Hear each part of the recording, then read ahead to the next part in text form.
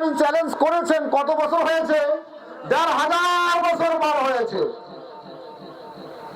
আমার বন্ধুগণ, আল্লাহ রাব্বুল আলামিন কোরআন মাজিদের মধ্যে যতগুলো চ্যালেঞ্জ ঘোষণা করেছেন, পৃথিবীর কোন মানুষ, পৃথিবীর কোন শক্তি, পৃথিবীর কোন গবেষক, পৃথিবীর কোন বৈজ্ঞানিক, দার্শনিক, পৃথিবীর কেউ গবেষণা করে কোরআনের সামনে এসে দাঁড়াতে সক্ষম হয় নাই।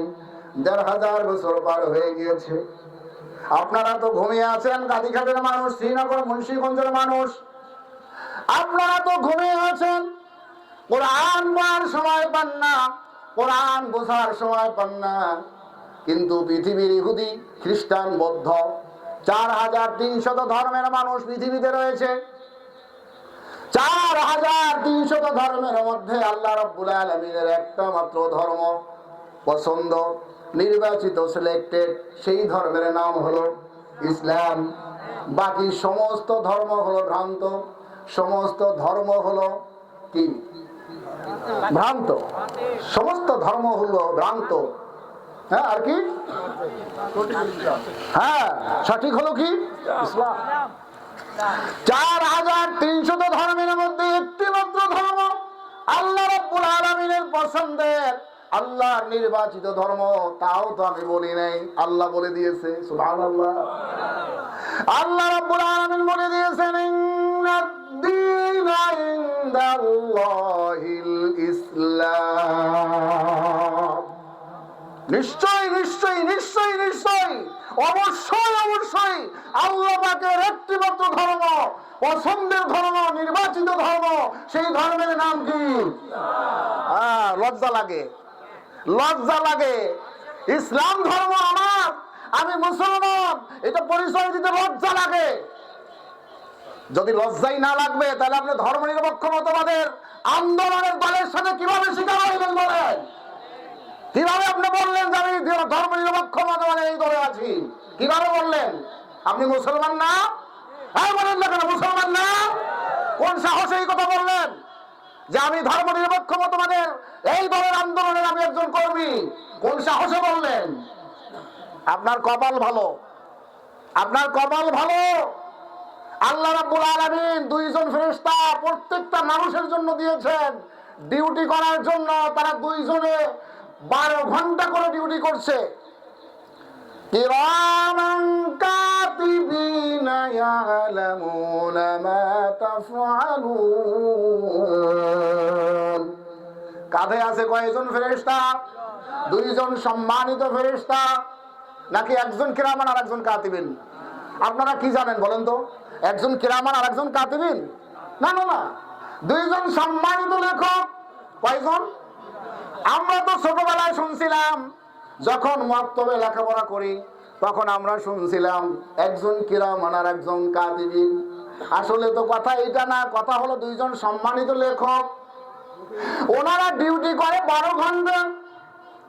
ফজরের আযান হয়ে গেলে ২ জন চলে আসে, মাগরিবের আযান হলে ওনারা ২ জন চলে যায়, মাগরিবের আযান হলে ওনারা চলে যায়, আবার নতুন ২ জন আসে। তাহলে ২৪ ঘন্টায় একজন মানুষের পিছনে ফেরেশতা কয়জন?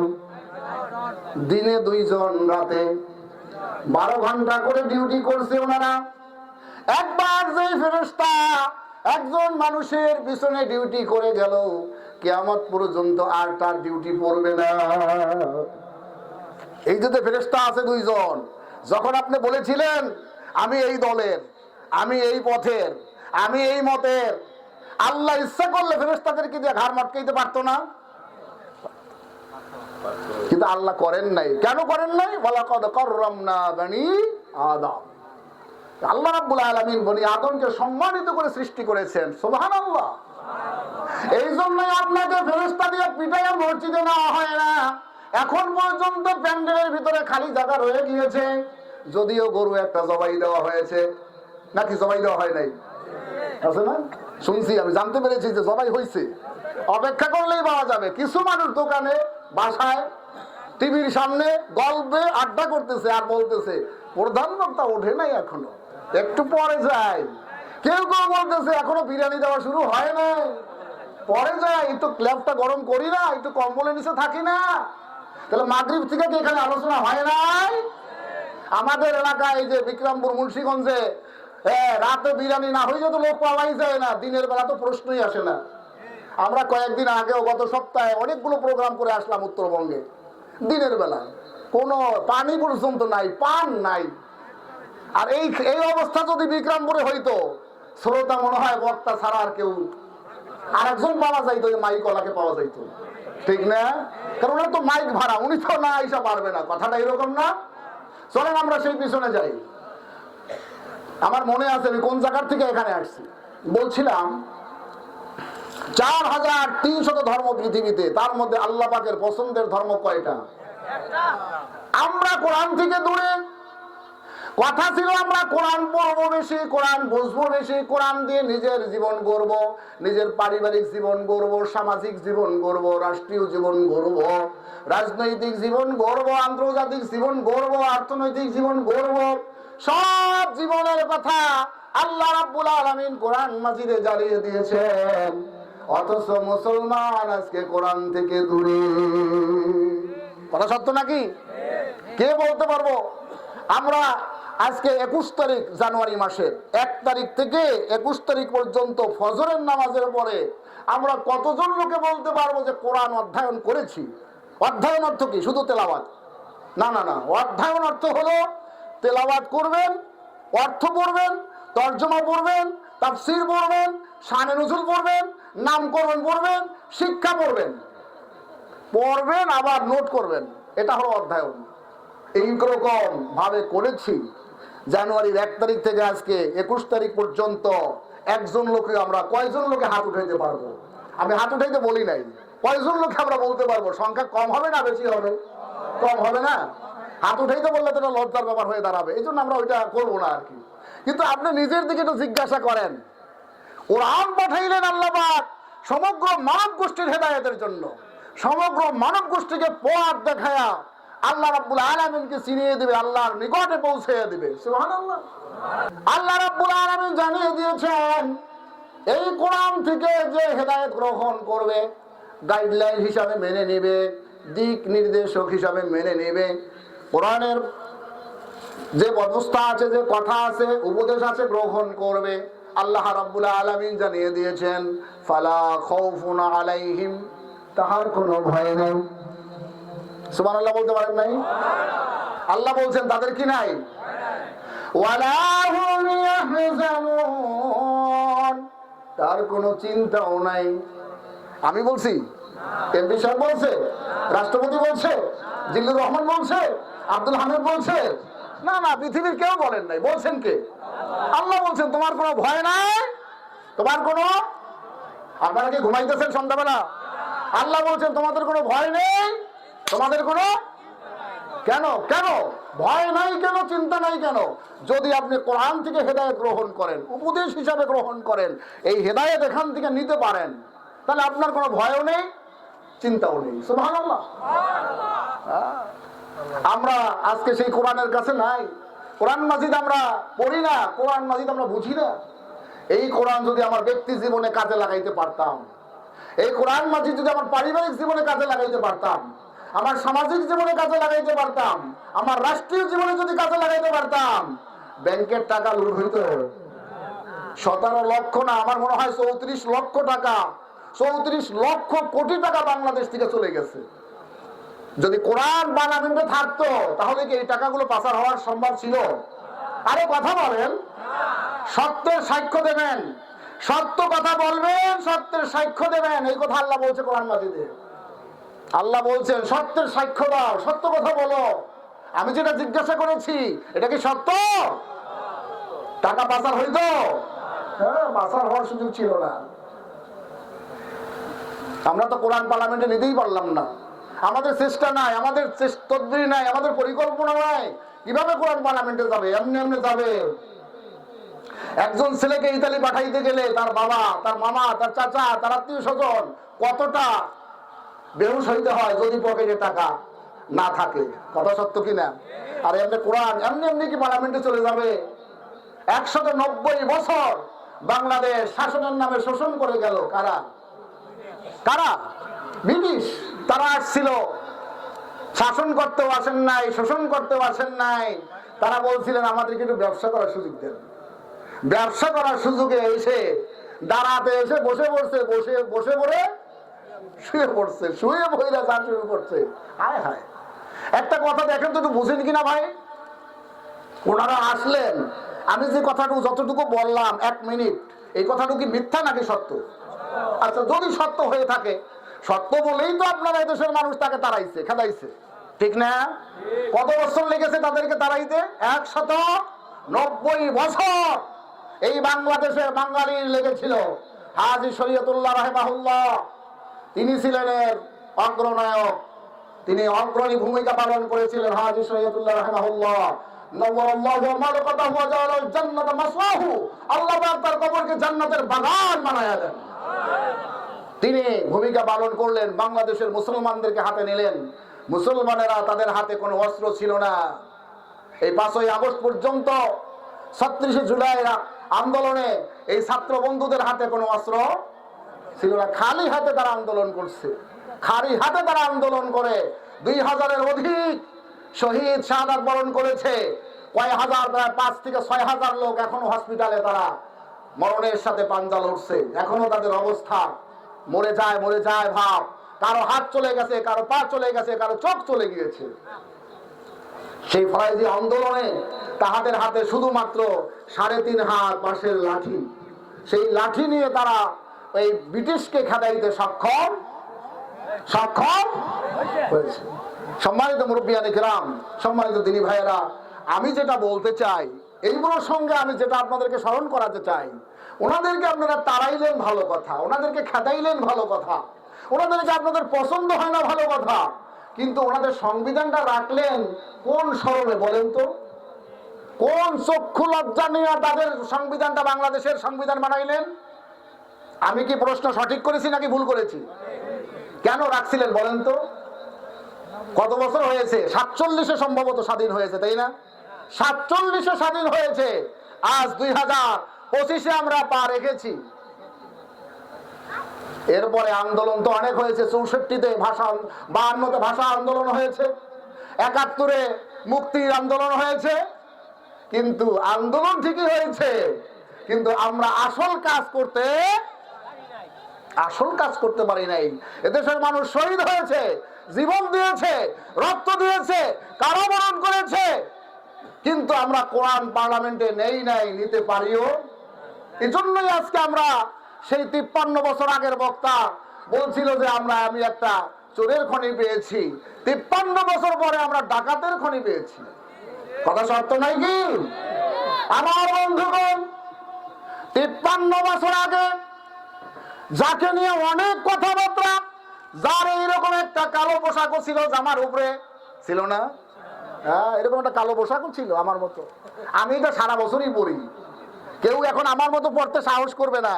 হ্যাঁ, পড়লেই মনে করবে যে ওই যে সেই লোক, আর আমার চেহারা সবাই চিনে, এই জন্য আমার আর কোনো সমস্যা নাই, এই জন্য আমি পড়তেছি। সম্মানিত ভাইয়েরা আমার, বন্ধুরা আমার, সেই মানুষগুলো, সেই নেতা বলেছিল আমি পেয়েছি একটা চোরের খনি। উনি বলেছেন, ওনার পরে বলা হয়েছে 30 লক্ষ লোক বাংলাদেশের শাহাদাত বরণ করেছে, শহীদ হয়েছে।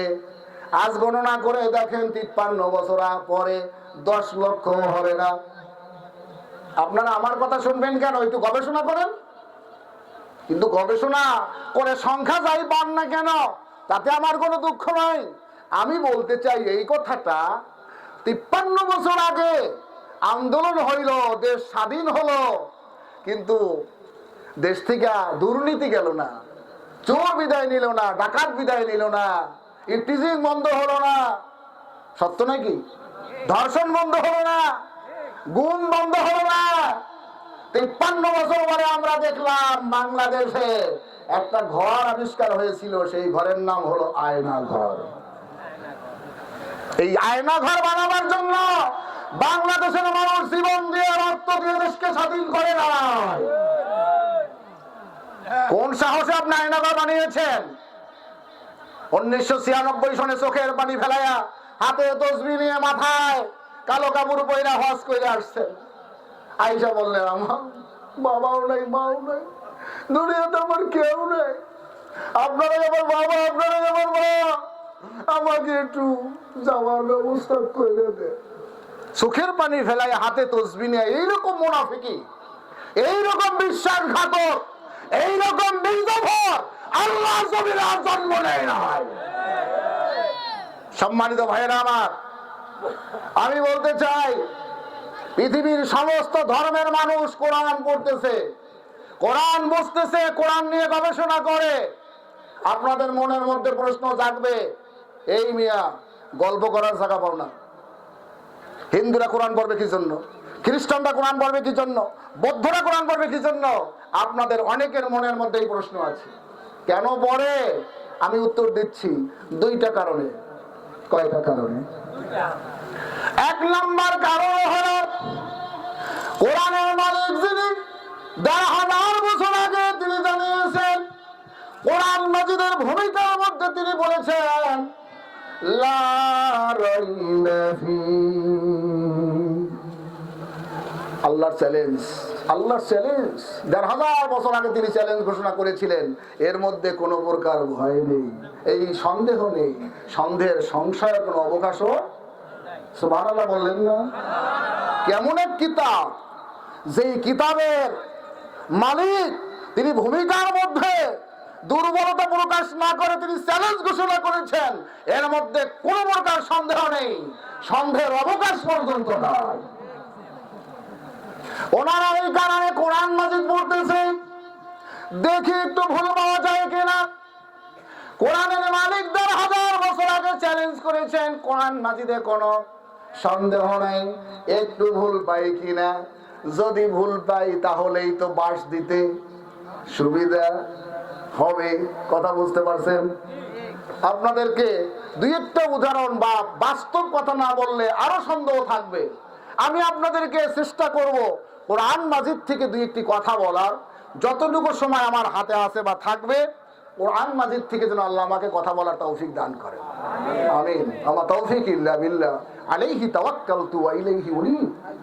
আল্লাহ রাব্বুল আলামিন বলছিলাম যে কোরআন মাজিদের মধ্যে কোরআনের মালিক তিনি শুরুতে ভূমিকার মধ্যে দুর্বলতা প্রকাশ না করে তিনি চ্যালেঞ্জ ঘোষণা করলেন। ১৫০০ বছর চলছে চ্যালেঞ্জ, আল্লাহর চ্যালেঞ্জ। তারা কি করতেছে?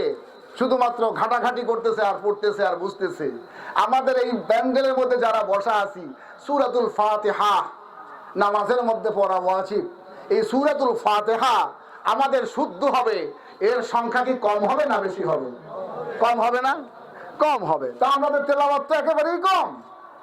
আর ওনারা পড়তেছে, সমস্ত ধর্মের লোকেরা পড়তেছে যে দেখিনি একটু ভুল খুঁজা পাওয়া যায়, দেখিনি একটু ভুল খুঁজা পাওয়া যায়। যদি ভুল পাওয়া যায় তাহলে মুসলমানদের ১২টা বাজাইয়া দেব। আপনারা ডক্টর মরিস বুকাইলির নাম শুনছেন না? উনি একটা কিতাব লিখেছে, বই লিখেছে। বইয়ের নাম কি বলেন তো? কোরআন, বিজ্ঞান ও বাইবেল। বাইবেল, কোরআন ও বিজ্ঞান। বাইবেল, কোরআন ও বিজ্ঞান মার্কেটে পাওয়া যায়, কিনে পড়ে দেখেন। উনি ৩টা গ্রন্থের সমন্বয় কিতাব লিখেছে, বই লিখেছে, বাইবেল, কোরআন ও বিজ্ঞান। ১৯৮১ সনে উনি একজন চিকিৎসা বিজ্ঞানী, ডক্টর মরিস বুকাইলি, চিকিৎসা বিজ্ঞানী। উনি ফ্রান্সে ছিলেন, ফ্রান্সে থাকতেন। ১৯৮১ সনে মিশর থেকে লাশ আনা হলো, তার ফ্রাউনের লাশ আনার পরে লাশের করা হবে, আপনার শরীর কেটে, কি বলে এটাকে, পোস্টমর্টম। এতদিনে হয় নাই। ১৯৮১ সনে ফ্রান্স সরকার চাইল যে ওনার পোস্টমর্টম করব, দেখব, গবেষণা করব। তার ডাক্তার যারা ছিল, গবেষক যারা ছিল, তাদের চিফ ছিল ডক্টর মরিস বুকাইলি। ১৯৮১ সনে উনি ওনার শরীরে চেক করতে গিয়ে প্রথমেই দেখলো ওনার শরীরের মধ্যে বালুকণা আছে, কিন্তু বালুকণা কোন জায়গার এটা আবার টেস্ট করতে হবে, কোন জায়গার, কোন নদীর, কোন সাগরের। ডক্টর মরিস বুকাইলি বলছে ওনার শরীরের মধ্যে যে বালুকণা পাওয়া গিয়েছিল সেই বালুকণা ছিল লোহিত সাগরে। গবেষণা করে ওখানে কাজ শেষ হয়ে গেল। উনি এর আগে পৃথিবীর সমস্ত ধর্মগ্রন্থ নিয়ে গবেষণা করেছে ডক্টর মরিস বুকাইলি। শেষ পর্যন্ত ওনার ইচ্ছা জাগলো যে উনি একটু কোরআন নিয়ে গবেষণা করবেন। কোরআন নিয়ে গবেষণা কি খুব সহজ কাজ? উনি কিন্তু মুসলিম হন না, ইসলাম কবুল করেন নাই, এরপরও ভিতরে একটা আগ্রহ তৈরি হয়েছে তিনি কোরআন নিয়ে গবেষণা করবেন। আমাদের সমাজে এই কি বলে এটারে, বিক্রমপুরে কতজন লোক পাওয়া যাবে যে কোরআন নিয়ে গবেষণা করবে? এর সংখ্যা কম হবে না বেশি হবে? কোরআন তো পড়িই না আমরা, আবার গবেষণা করি কখন? ডক্টর মরিস বুকাইলি শেষ পর্যন্ত এই চিন্তা করতে গিয়ে উনি আসলেন সৌদি আরবে। সৌদি আরবে আইসা প্রথমে আরবি ভাষা শিখলেন। আরবি ভাষা শিখে এবার কোরআন পড়া শুরু করলেন, কোরআন বোঝা শুরু করলেন। পড়তে পড়তে বুঝতে বুঝতে উনি দেখলেন যে কোরআন মাজিদের মধ্যে ওই ফেরাউনের কথাও আছে। সুবহানাল্লাহ। তাহলে কত বছর আগের কোরআন! আমি গবেষণা করে আসলাম 1981 সনে ফ্রান্সে যার লাশ নিয়ে, সেই ফেরাউনের কথা কোরআন মাজিদে আছে। এরপরে উনি পড়তে পড়তে একটা পর্যায়ে ওনার কপাল, ওনার ভাগ্য ভালো থাকার কারণে ইন্নাকা লাতাহদি মান আহবাবতা ওয়ালাকিন্নাল্লাহা ইয়াহদি মান ইয়াশা। সুবহানাল্লাহ, সুবহানাল্লাহ। আল্লাহ রাব্বুল আলামিন যাকে ভালোবাসবেন তাকেই হেদায়েত দিবেন। হেদায়েতের চাবিকাঠি পৃথিবীর কারো কাছে নাই। পৃথিবীর কোন হুজুরের কাছে আল্লাহ পাক হেদায়েতের চাবি তুলে দেন নাই। আল্লাহ রাব্বুল আলামিনের কুদরতি হাতে এটা রেখে দিয়েছে। সুবহানাল্লাহ। সম্মানিত ভাইরা, শেষ পর্যন্ত ডক্টর মরিস বুকাইলি তিনি আসছিলেন কোরআনের ভুল ধরতে এসে কোরআন পড়তে পড়তে এসে কোরআনের কাছে নিজের মাথাটা বিক্রি করে দিয়ে ইসলাম কবুল করে ফেললেন। আমি একটা উদাহরণ এই জন্য দিতে চাইলাম, বাস্তব উদাহরণ দিতে চাইলাম। সব কথা যদি গল্প করি, গল্প বলি, তাহলে আপনারা ভাববেন সব গল্প দিয়ে পার হয়ে যাচ্ছে মিয়া। এইটা চিন্তা করবেন। আমার কথা বলার ছিল পৃথিবীর সমস্ত ধর্মের লোকেরা কোরআন শুধু পড়ে না, কোরআন নিয়ে তারা গবেষণা করছে। এক নম্বর কারণ পাইছেন তো? এক নম্বর কারণটা পাইলেন কিনা? 2 নম্বর কারণ আমি বলেছিলাম, 2টা কারণে তারা কোরআন মাজিদ তেলাওয়াত করে, পড়ে, অধ্যয়ন করে, গবেষণা করে। 1 নম্বর কারণ আমরা উদ্ঘাটন করে ফেলেছি। 2 নম্বর কারণটা হলো কোরআন মাজিদের মধ্যে আল্লাহ রাব্বুল আলামিন বিজ্ঞানের থিওরি ঢুকিয়ে দিয়েছে। সুবহানাল্লাহ।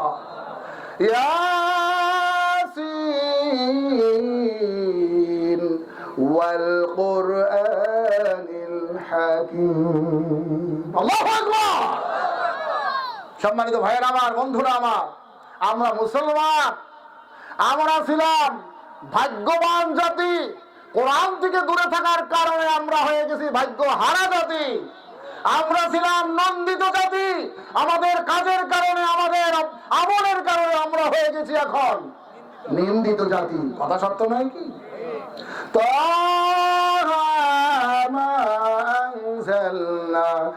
আলাইকাল কুরআন লিতাশকা। আল্লাহ রাব্বুল আলামিন বলেন, হে নবী, হে রাসূল সাল্লাল্লাহু আলাইহি ওয়াসাল্লাম, আমি আপনার কাছে কোরআন এই জন্য নাজিল করিনি, কোরআন নাজিল করার পরে আপনি কষ্টে থাকবেন, দন্যতায় ভুগবেন, পেরেশানিতে থাকবেন, সমস্যায় ভুগবেন, এই জন্য আমি আল্লাহ আপনার উপরে কোরআন নাজিল করিনি।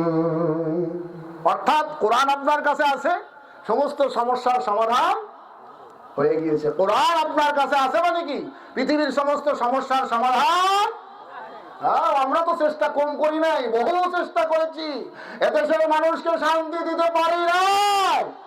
কোরআন যেদিন সমাজের আমাদের হবে, সংবিধান হবে, আমাদের রাষ্ট্রের সংবিধান হবে, সেদিন এদেশের মানুষ ঘরের দরজা জানালা খুলে ঘুমাবে।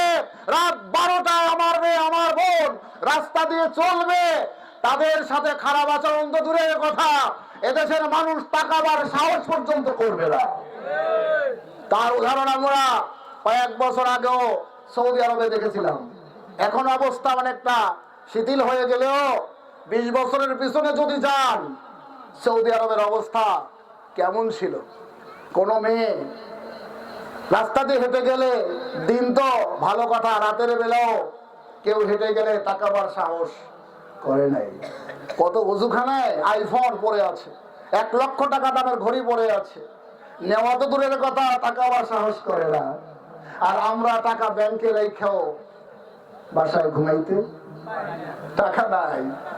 ন্যাশনাল ব্যাংকে এক লোক আমার সাথে দেখা হলো, কথা হলো, উনি বললো যে 40 লক্ষ টাকা রেখেছিলাম, এখন চেক লেখলেই বলে 5,000-এর বেশি না।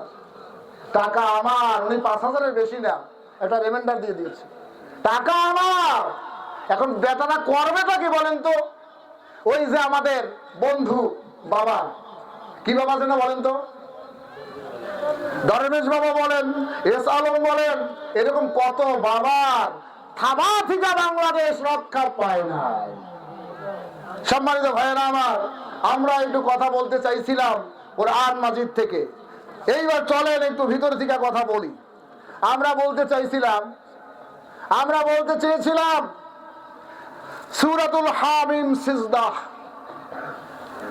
কোরআন মাজিদের 41 নম্বর সূরা। এখান থেকে আমরা তেলাওয়াত করেছিলাম, আমরা এখান থেকে একটু তেলাওয়াত করেছিলাম। যদি আল্লাহ তৌফিক দান করে আমরা এখান থেকে একটু কথা বলবো, একটু কথা শুনবো, আল্লাহ আমাদেরকে কবুল করেন।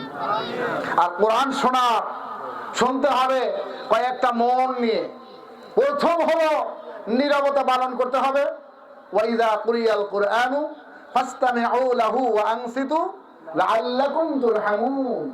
নীরবতা পালন করতে হবে, মনোযোগ দিয়ে শুনতে হবে। এই আদব কে শিক্ষা দিলেন? কে শিক্ষা দিলেন? আল্লাহ। আল্লাহ রাব্বুল আলামিন শিক্ষা দিয়েছে। কোরআন যখন তেলাওয়াত হয়, কোরআন থেকে যখন কথা হয়, কোরআন থেকে যখন বয়ান হয়, কোরআন থেকে যখন তাফসীর হয়, তখন নীরবতা পালন করবে। নীরবতা পালনের পরিবর্তে আপনার মুখ চলে, আপনার হাত চলে, আপনার মাইক নিয়ে যান, মাউথ স্পিচ নিয়ে যান। এটা খুব ভালো কাজ হয়েছে না? এই সূরার মধ্যেই আছে, এই সূরাতুল হামিম সিজদার মধ্যেই আছে।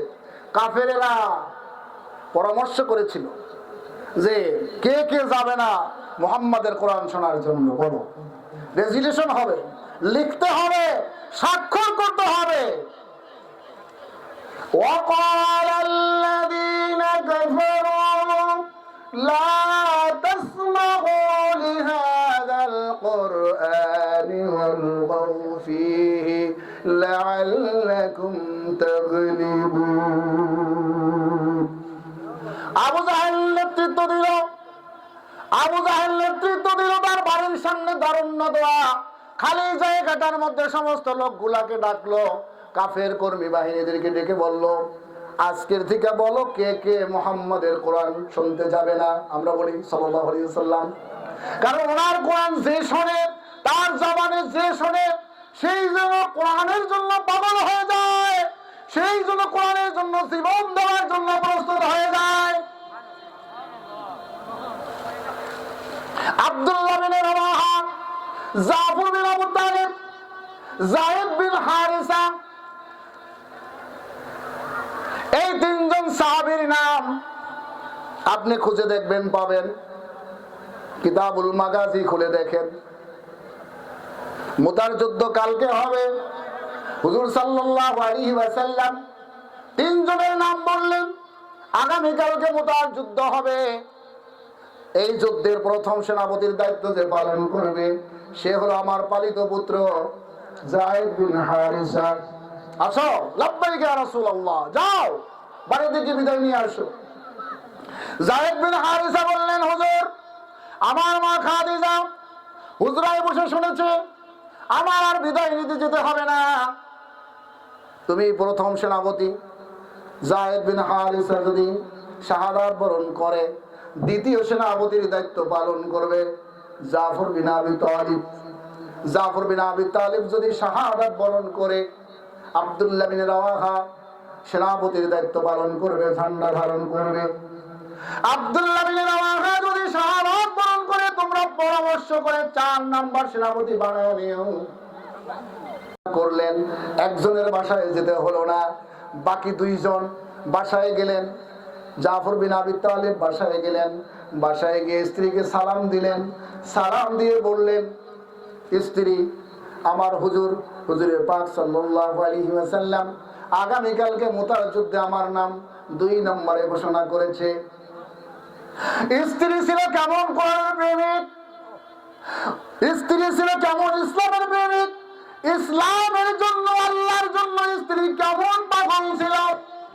জাফর বিন আবি তালেবের স্ত্রী শোনার সঙ্গে সঙ্গে দুইখানা হাত উত্তোলন করে দিয়ে আল্লাহর দরবারে দোয়া করলেন, আল্লাহ আমার স্বামী আগামীকালকে মুতার যুদ্ধের সেনাপতি হিসাবে যাচ্ছে, দয়া করে আমার স্বামীকে গাজী বানাইয়া বাড়ি ফেরত পাঠাইয়া দিয়েন। হাত মোনাজাত করতেছে, উত্তোলন করেছে। জাফর বিন আবি তালেবের হাতে ছিল খোলা তরবারি, তরবারির উল্টা পিঠ দিয়ে হাতের মধ্যে মৃদু আওয়াজ, মৃদু আঘাত করে বলল, স্ত্রী উল্টা দোয়া করে না, তোমার উল্টা দোয়া কবুল হবে না। সুবহানাল্লাহ। উল্টা দোয়া করে না, দোয়া কবুল হবে না। আমার আগেও একজন আছে যায়েদ বিন হারিসা, আমার পরেও আছে একজন আব্দুল্লাহ বিন রাওয়াহা। আমি আগামীকালকে মুতার যুদ্ধে শহীদ হয়ে যাব, এর মধ্যে কোনো প্রকার সন্দেহ নাই। আজকে তোমার সাথে জীবনের শেষ দেখা, তোমার সাথে আমার আর দেখা হবে না। আমি যেই পথে জীবন দিতে যাচ্ছি, আমার সন্তানগুলো সেই পথে জীবন দেওয়ার জন্য তুমি তৈরি করে নেবে। ডানেও তাকালেন না, বামেও তাকালেন না। জাফর বিন আবি তালিব বাসার থেকে বেরিয়ে আসলেন। সন্তান কান্দে, মেয়ে কান্দে, ছেলে কান্দে, স্ত্রী কান্দে, সন্তানের আব্বা আব্বা বলে কাঁদে। জাফর বিন আবি তালিব একবারের জন্য পিছনের দিক তাকায়া দেখলেন না কারা কাঁদে। আব্দুল্লাহ বিন রাওয়াহা বাড়ি চলে গেলেন। বিবাহ করে, নতুন বিবাহ করে স্ত্রীকে ঘরে রেখে, রুমে রেখে হুজুরের সাথে দেখা করতে গিয়েছে। রাত্রি আসতেছে সামনে, যে রাত্রি আসতেছে ওই রাত্রিটা হলো ফুল সজ্জার রাত্র বা বাসর রাত্র। হুজুরের কাছে দোয়া নেওয়ার জন্য, হুজুরের কাছে বলার জন্য গিয়েছে। হুজুর তার নাম 3 নম্বর সেনাপতি হিসাবে ঘোষণা করে দিয়েছে। আব্দুল্লাহ বিন রাওয়াহা বাড়ি চলে গিয়ে ঘরের দরজার বাইরে থেকে সালাম দিল স্ত্রীকে, আসসালামু আলাইকুম। স্ত্রী জবাব দিল, ওয়ালাইকুম আসসালাম। আব্দুল্লাহ বিন রাওয়াহা বলল, স্ত্রী তুমি কোরআন পড়তেছো, কোরআন মাজিদ পড়তেছো, দয়া করে কোরআন পড়াটা একটু বন্ধ করো, একটু আমার কথাটা শোনো, আমি তোমার সাথে একটা কথা বলার জন্য আসছি। আব্দুল্লাহ বিন রাওয়াহার স্ত্রী বলতেছে, স্বামী গো, কথা তো বলবেন আপনি, কথা তো শুনবো আমি, কথা শোনার জন্যই তো আসছি, বাহিরে কেন, দয়া করে ভিতরে আসেন। আব্দুল্লাহ বিন রাওয়াহা বলল, স্ত্রী ঘরে আসতে পারবে না, এই জন্য আসতে পারবো না। আগামীকালকের মুতার যুদ্ধে হুজুর আমার নাম 3 নম্বরে ঘোষণা করেছে, আমাকে মুতার যুদ্ধে অংশগ্রহণ করতে হবে, আমাকে সেনাপতির দায়িত্ব পালন করতে হবে। স্ত্রী বলছে, আলহামদুলিল্লাহ। কেমন স্ত্রী তাদের? এই জন্য আমাদের পারিবারিক বৈঠক দরকার। কি বৈঠক? পারিবারিক বৈঠক মাসে কমপক্ষে 4 বার দরকার। স্বামী, ছেলে মেয়ে, স্ত্রী পুত্র সবাইকে নিয়ে বসা দরকার। সেখানে দারসুল কোরআন থাকা দরকার, দারসুল হাদিস থাকা দরকার, সেখানে উপদেশমূলক কথা বলা দরকার, তাদের সমস্যাগুলো শোনা দরকার। তাহলে তাদের মধ্যে আমার মধ্যে সম্পর্ক তৈরি হবে, আর কোনো সমস্যা থাকবে না। ঐশীর মতো ওই মেয়ে, 9ম শ্রেণীর মেয়ে, বাবা মাকে হত্যা করে বন্ধু বান্ধবদেরকে নিয়ে যে ঘটনা করেছে, মদের টাকা পায় না, এই জন্য ওই রকম ঘটনা আর ঘটবে। আব্দুল্লাহ বিন রাওয়াহা বলল, স্ত্রী গো, আমি ঘরে আসতে পারবো না, আমি ঘরের বিদায় বাহিরের থেকে তোমার থেকে বিদায় নিচ্ছি। স্ত্রী বলছে, কেন আসবেন না? আমি হলাম মদিনার সবচেয়ে একজন বিশ্ব সুন্দরী মেয়ে, আপনার সাথে আমার বিবাহ হলো, বিবাহ করে ঘরে রেখে চলে গেলেন, ভালো করে দেখলাম না আপনাকে, আপনিও আমাকে দেখলেন না, একটু ভিতরে আসেন, কোনো প্রকার ভালোবাসা, কোনো প্রকার প্রেম নিবেদন করব না, দয়া করে একটু আমার সামনে আসেন, আমি আপনার চেহারাটা একবার একটু ভালো করে দেখে নিব। আব্দুল্লাহ বিন রাওয়াহা বলল, স্ত্রী গো, আমার মনের মধ্যে ভয় হচ্ছে, আমি ঘরের মধ্যে গেলে তোমার এই সৌন্দর্য দেখে আমি যদি ব্যাকুল হয়ে যাই, অস্থির হয়ে যাই, হুজুরের কথাটা যদি লঙ্ঘন হয়ে যায়, কিয়ামতের ময়দানে, মুসিবতের দিনে আমি আমার আব্দুল্লাহ ইবনে রাওয়াহা, আব্দুল্লাহর চেহারাটা আমি হুজুরকে কিভাবে দেখাবো? সুতরাং তুমি ঘরের মধ্যে থাকো, কোরআন তেলাওয়াত করো, আমার জন্য দোয়া করো, তুমি ধৈর্য ধারণ করো, সবরে সাবিল ইখতিয়ার যদি করতে পারো, ও আমার স্ত্রী, এই সময় যদি তুমি সবর করতে পারো, আল্লাহ পাক তোমার সাথে আমার সাথে জান্নাতের মধ্যে দেখা করাইয়া দিবে। এইরকম অবস্থাগুলো হয়েছে সাহাবায়ে কেরামের। আমার বন্ধুগণ, যেই সাহাবায়ে কেরাম হুজুরের কাছে একবার এসেছে, ফাবিমা রাহমাতিন মিনাল্লাহি লিনতা লাহু ওয়ালাউ কুনতা ফাযযান গালিদাল কলবি লান ফাদ্দু মিন হাওলি। আল্লাহ রাব্বুল আলামিন হুজুরের অন্তঃকরণ, হুজুরের ব্যবহারের প্রশংসা করে বলছেন, হে রাসূল, আপনার অন্তঃকরণটা এত নরম করে দিয়েছি, এত কোমল করে দিয়েছি, ব্যবহারটা এত আকর্ষণীয় করে দিয়েছি যে আপনার কাছে একবার মানুষ আসে, ওই মানুষ জীবনে আর কোনোদিন আপনাকে রেখে যায় না। এই অবস্থা যখন সাহাবায়ে কেরামদের হচ্ছে, আবু জাহেল, উতবা, উতাইবা, আবু লাহাব, তাদের মাথা গরম হয়ে গেছে, তাদের মাথা গরম হয়ে গেছে। মিজানুর রহমান আজহারীর মাহফিলে কেন 5 লক্ষ লোক হয়, এটা আমরা সহ্য করতে পারছি না। তার মাহফিলে কেন 25 লক্ষ লোক, যশোরে কেন 30 লক্ষ লোক হলো, আমরা সহ্য করতে পারছি না। এইরকম সহ্য করতে পারছি না, এইরকম কিছু লোক বাংলাদেশে ছিল না, ছিল না? কিন্তু এইরকম তো কষ্ট নেওয়ার কথা না তো। আরে ভাই, আমার মাহফিলে 5 লাখ হচ্ছে, 1 লাখ হচ্ছে, হোক, আর একজনের মাহফিলে 10 লাখ হচ্ছে, তাতে আপনার কষ্ট হচ্ছে কেন? মুসলমান কোরআন শুনতে যায়, আপনি সহ্য করতে পারেন না। আবু জাহেল সমস্ত কাফিরদেরকে ডেকে স্বাক্ষর নিল, রেজুলেশন করলো, পরামর্শ করলো, ফাইনাল করে দিল, কে কে যাবে না বলো। সবাইকে স্বাক্ষর করতে হলো, সবাই পরামর্শে রেজুলেশনে স্বাক্ষর করে দিল। সামনে আসতেছে রাত্রি, আবু জাহেল এবার চিন্তা করতেছে, রাতে খাওয়া দাওয়ার পরে শুয়ে আছে, শুয়ে এবার চিন্তা করে, এখন তো কেউ যাবে না, আজকে তো কেউ যাবে না। আবু জাহেল নিজেও কোরআন শোনার পাগল, আবু জাহেল নিজেও কোরআন শোনার পাগল। সে চিন্তা করলো, গত রাত্রে ফাইনাল হয়েছে, রেজুলেশন হয়েছে, স্বাক্ষর হয়েছে, আজকে কেউ যাবে না, আমি একা একা গিয়ে কাবার দেয়ালের পাশে কান লাগাইয়া রাখবো, হুজুর তেলাওয়াত করবে, আমি শুনবো। সুবহানাল্লাহ কইলেন না? আজ মুসলমান আবু জাহেল, আজকে কেউ যাবে না, আমি একটু যাই। এমন এমন জায়গা দিয়ে, রাস্তা দিয়ে না, বাইপাস দিয়ে বিভিন্ন জায়গা ঘুরে ঘুরে একেবারে কাবার দেয়ালে গিয়ে কান লাগাইছে। হুজুর তেলাওয়াত করতেছে, সে শুনতেছে, আর এক পাশে আবু লাহাব শুনতেছে, আর এক পাশে উতবা শুনতেছে, আর এক পাশে উতাইবা শুনতেছে। কারোর সাথে কোনো দেখা, বুঝেন নাই, কারোর সাথে কোনো দেখা। হুজুরের তেলাওয়াত শেষ হয়ে গেল, এবার বাড়ির দিকে রওনা। প্রত্যেকে এবার নিজ নিজ বাড়ির দিকে রওনা হয়েছে। সমস্ত রাস্তাগুলো এক জায়গায় গিয়ে মিশে গিয়েছে। সেখানে গিয়ে এবার আবু জাহেল কয়ে, কই গেছিলে, খবর কি, গত রাত্রে না সই করলা? আবু জাহেলকে জিজ্ঞাসা করছে, হুজুর আপনি কই গেছিলেন? এই পথ তো কাবার দেয়াল থেকে, কাবা শরীফ থেকেই রাস্তা এটা এসেছে, আপনি কোথায় গেছিলেন?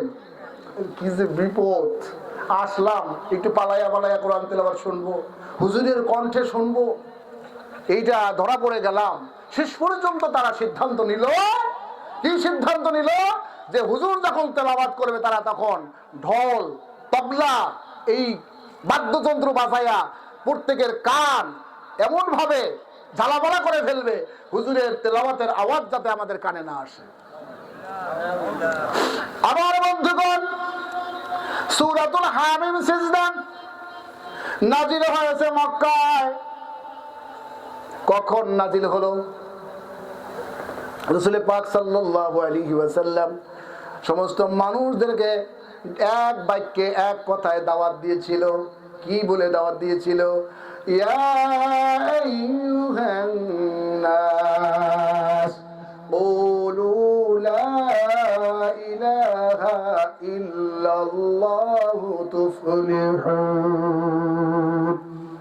হে লোক সকল, তোমরা সকলেই বলো, তোমরা সকলেই বড় অনুশীলন করো, আল্লাহ ছাড়া আর কোন ইলাহ নেই, আল্লাহ ছাড়া আর কোন, বলেন একবার, আল্লাহ ছাড়া আর কোন না মাবুদ নাই, না ইলাহ নাই, আল্লাহ ছাড়া আর কোন, হ্যাঁ কালেমাটা কি বলেন তো, লা ইলাহা ইল্লাল্লাহ, আল্লাহ ছাড়া আর কোন, ইলাহের অর্থ মাবুদ না তো, ইলাহের অর্থ মাবুদ না তো, ইলাহের অর্থ ইলাহ, আইনদাতা, বিধানদাতা, রিজিকদাতা, জীবন মরণ, হায়া, সম্মান, ইজ্জত, টাকা পয়সা, সম্পদ যার হাতে থাকে তিনি হলেন ইলাহ, যার হাতে থাকে উলুহিয়াত তিনি হন ইলাহ, যার হাতে থাকে ইলাহ উলুহিয়াত তিনি কি বলেন, যার হাতে থাকে উলুহিয়াত তিনি হন মাবুদ না। এটা ভুল বলেছি, আপনি পড়ে দেখেন সূরাতুল মুলক 1 নম্বর আয়াত,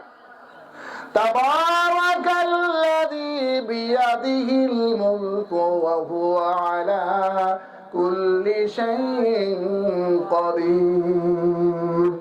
1 এবং 2 পড়ে দেখেন, দেখেন সারা জীবন তো পড়ে আসলেন লা ইলাহা ইল্লাল্লাহ, আল্লাহ ছাড়া আর কোনো মাবুদ নাই। ভুল কথা বলছি, ভুল চিন্তা করছি, ভুল আমরা করতে পারি না, তো এখন কি সংশোধন হওয়া যাবে না? আল্লাহ ছাড়া আর কোনো ইলাহ নাই, আল্লাহ ছাড়া আর কোনো, আল্লাহ ছাড়া আর কোনো, হ্যাঁ আমি তো রেফারেন্স পেশ করে যাচ্ছি, আপনি পড়েন সূরাতুল মুলক এবং 1 এবং 2 পড়ে দেখেন, 2 আয়াত পড়েন, আপনি পড়েন সূরাতুল আল ইমরান 26, 27, 28 3টা আয়াত পড়ে দেখেন। আমি তো আজকে সেদিকে যাচ্ছি না, আমি অন্য কথা নিয়ে কথা বলতে চাইতেছি, শুধুমাত্র একটু আপনাদেরকে নক করে যাচ্ছি, একটু দৃষ্টি আকর্ষণ করার জন্য বলছি, বাসায় বসে একটু পড়ে নিয়েন যে আল্লাহ সমস্ত জমিন এবং আসমানের মালিক, নাকি আসমানের মালিক জমিনের মালিক আমরা? কারা? আল্লাহ। এই কথা কি বিশ্বাস হয়? হ্যাঁ, বিশ্বাস না হইলে আমার কাছে আছে তো, সূরাতুল ফুরকান খুলে দেখুন,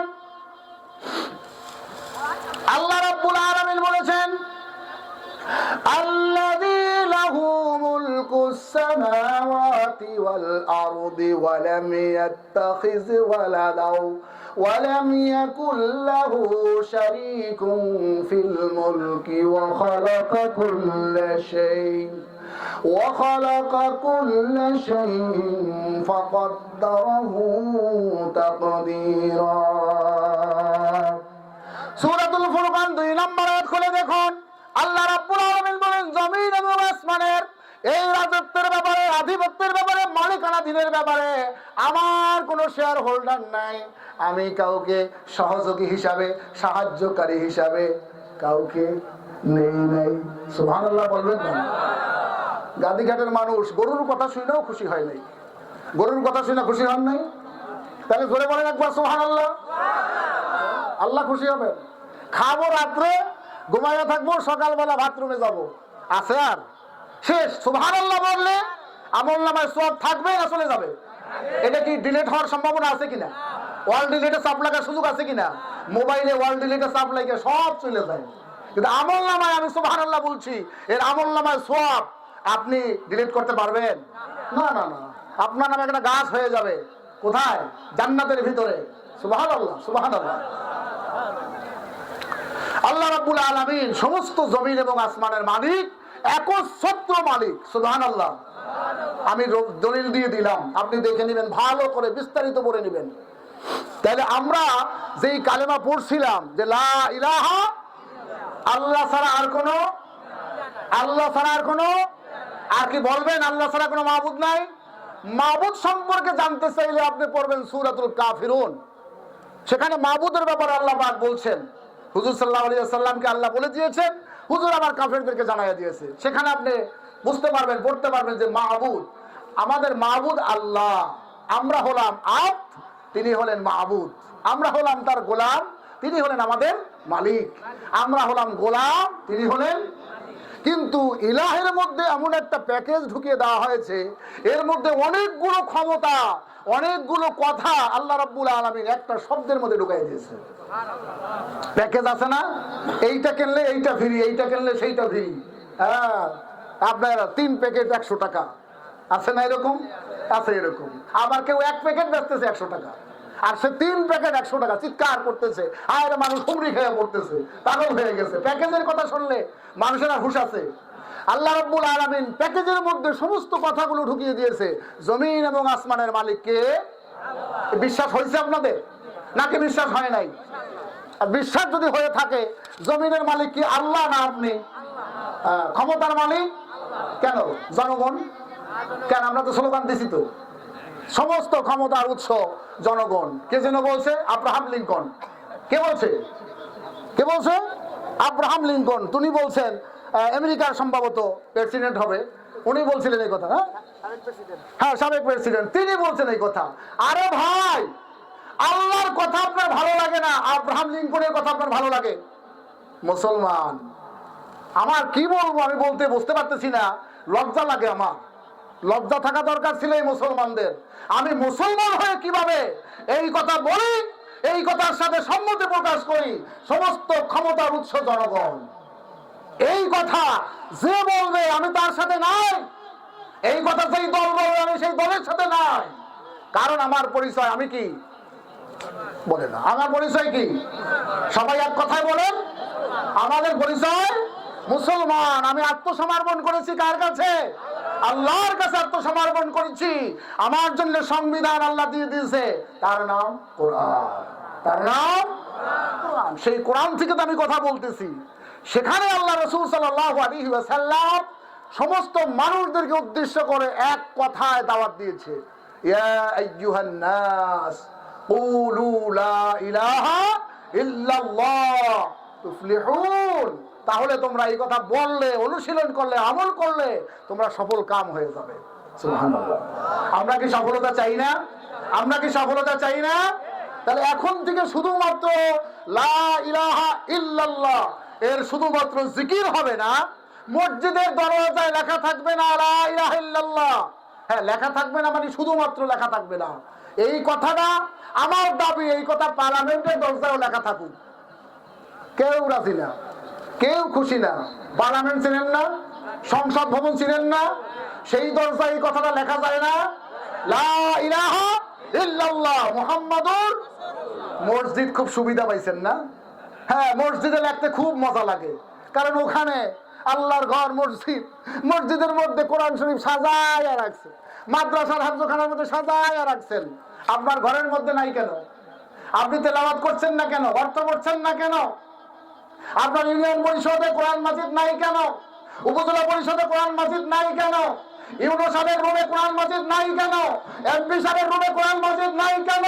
পার্লামেন্টে কোরআন নাই কেন? লা ইলাহা ইল্লাল্লাহ মসজিদের দরওয়াজায় লেখেন। শুধুমাত্র মসজিদের দরওয়াজায় যদি থাকে, মাদ্রাসায় দরওয়াজায় থাকে, কবরস্থানে থাকে, তাহলে কি হবে? এই কথাটা আমাদের অন্তরেও থাকবে, আমাদের জবানেও থাকবে, আমাদের পার্লামেন্টেও থাকবে। থাকবে না ইনশাআল্লাহ? ইন্নাল্লাযীনা ক্বালু রাব্বুনাল্লাহু সুম্মা ইসতাকামু।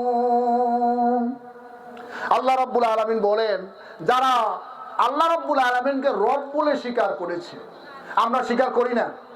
আমাদের রবকে, আমাদের রবকে সকলে বলতে হবে, আমাদের রবকে আল্লাহ। আল্লাহ আমাদের রব।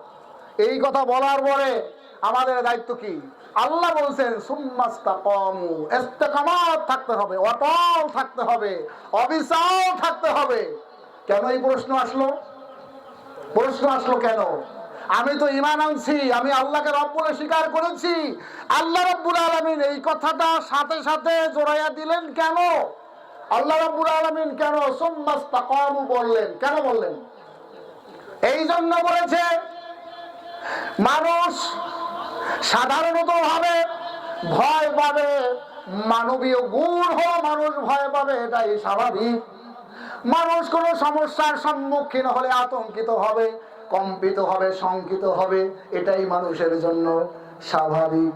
এই জন্য আল্লাহ রাব্বুল আলামিন সুম্মাস্তাকামু শব্দটা অ্যাড করে দিয়েছে, সাথে সাথে যোগ করে দিয়েছে, বান্দা তুমি আমাকে রব বলে স্বীকার করার পরে তোমার জন্য দায়িত্ব এবং কর্তব্য হবে তুমি ওই কথার উপরে, ওই আমলের উপরে, ওই স্লোগানের উপরে তোমাকে অটল অবিচল থাকতে হবে।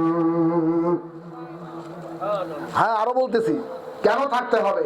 এই জন্য থাকতে হবে, আমরা যখন বলি এবং বলবো আল্লাহ আমার রব, আল্লাহ আমার সব, আল্লাহ আমার রব, আল্লাহ আমার, এই কথা যখনই বলবো, এই কথা যখনই বলবো তখন আমার সংবিধান আর ইংরেজদের রেখে যাওয়া সংবিধান হবে না, তখন আমার সংবিধান হবে কোরআন মাজিদ।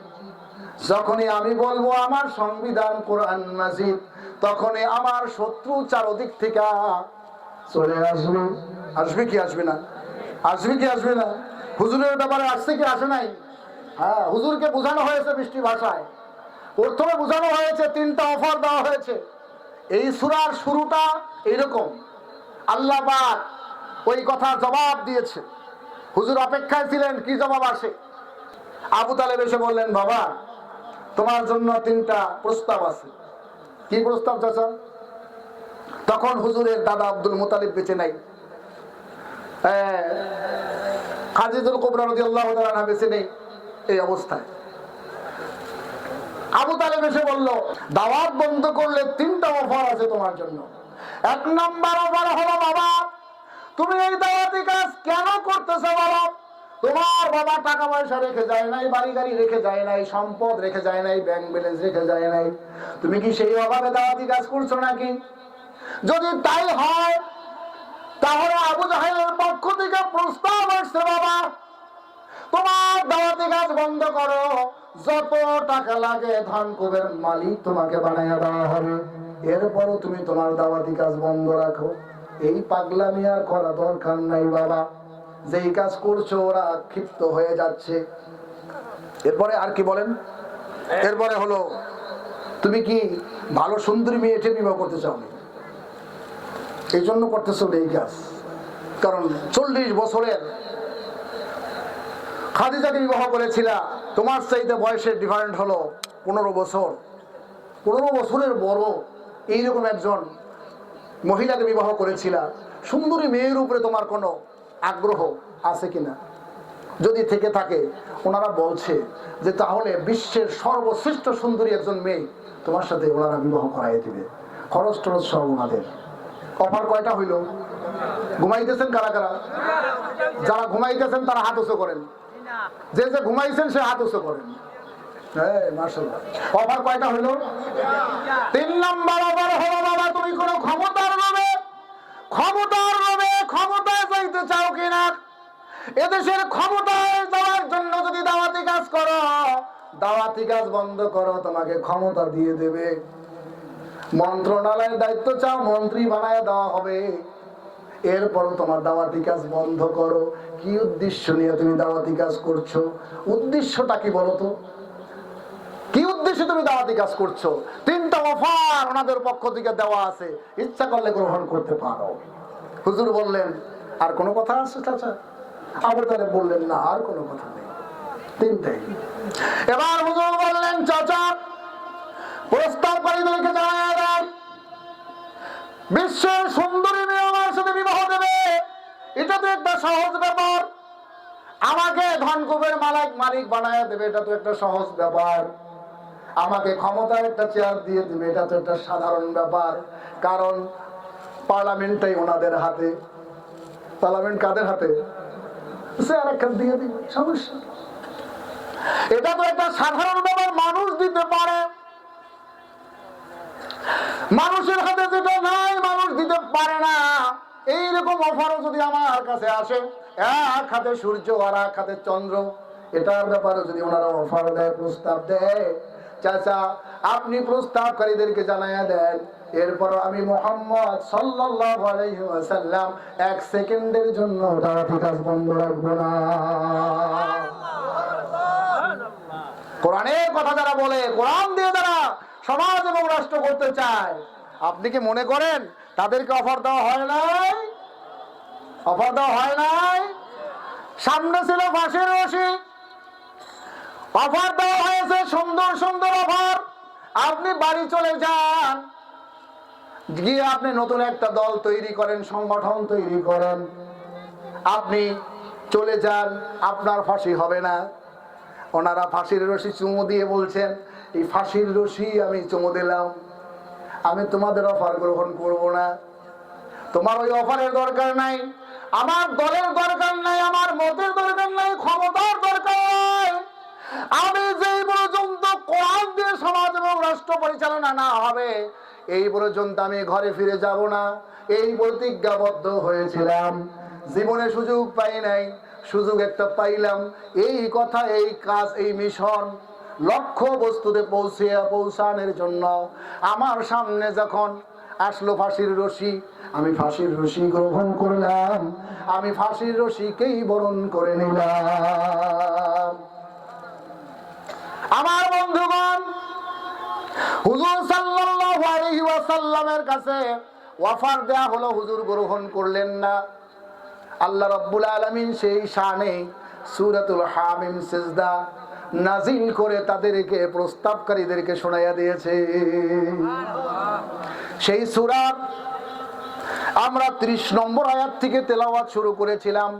আল্লাহ রাব্বুল আলামিন বলেছেন, ইন্নাল্লাযীনা ক্বালু রাব্বুনাল্লাহ, নিশ্চয় নিশ্চয় যারা বলে আমার রব, আমার রব, সবাই বলেন নাই আমার রব, আমাদের রব কে? কথা মানেন তো?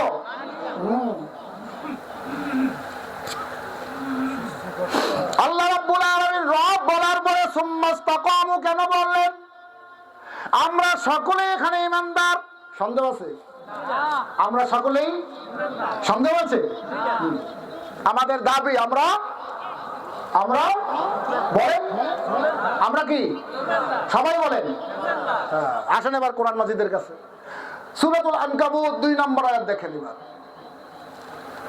আল্লাহ রাব্বুল আলামিন বলে দিয়েছেন, আহাসিবান নাসু আন ইউতরাকু আন ইয়াকুলু আমান্না ওয়া হুম লা ইউফতানুন।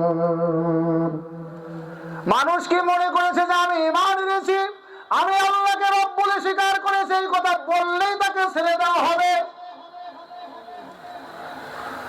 আল্লাহ বলছেন তাদেরকে কি তারা বলবে আমি আল্লাহর উপর ঈমান এনেছি, আমার রব আল্লাহ, এই কথা বললেই কি তাকে ছেড়ে দেওয়া হবে? লা ইফতানুন, তাদেরকে ছেড়ে দেওয়া হবে, মুক্তি দেওয়া হবে, তাদের মাফ হয়ে যাবে, শেষ হয়ে যাবে না।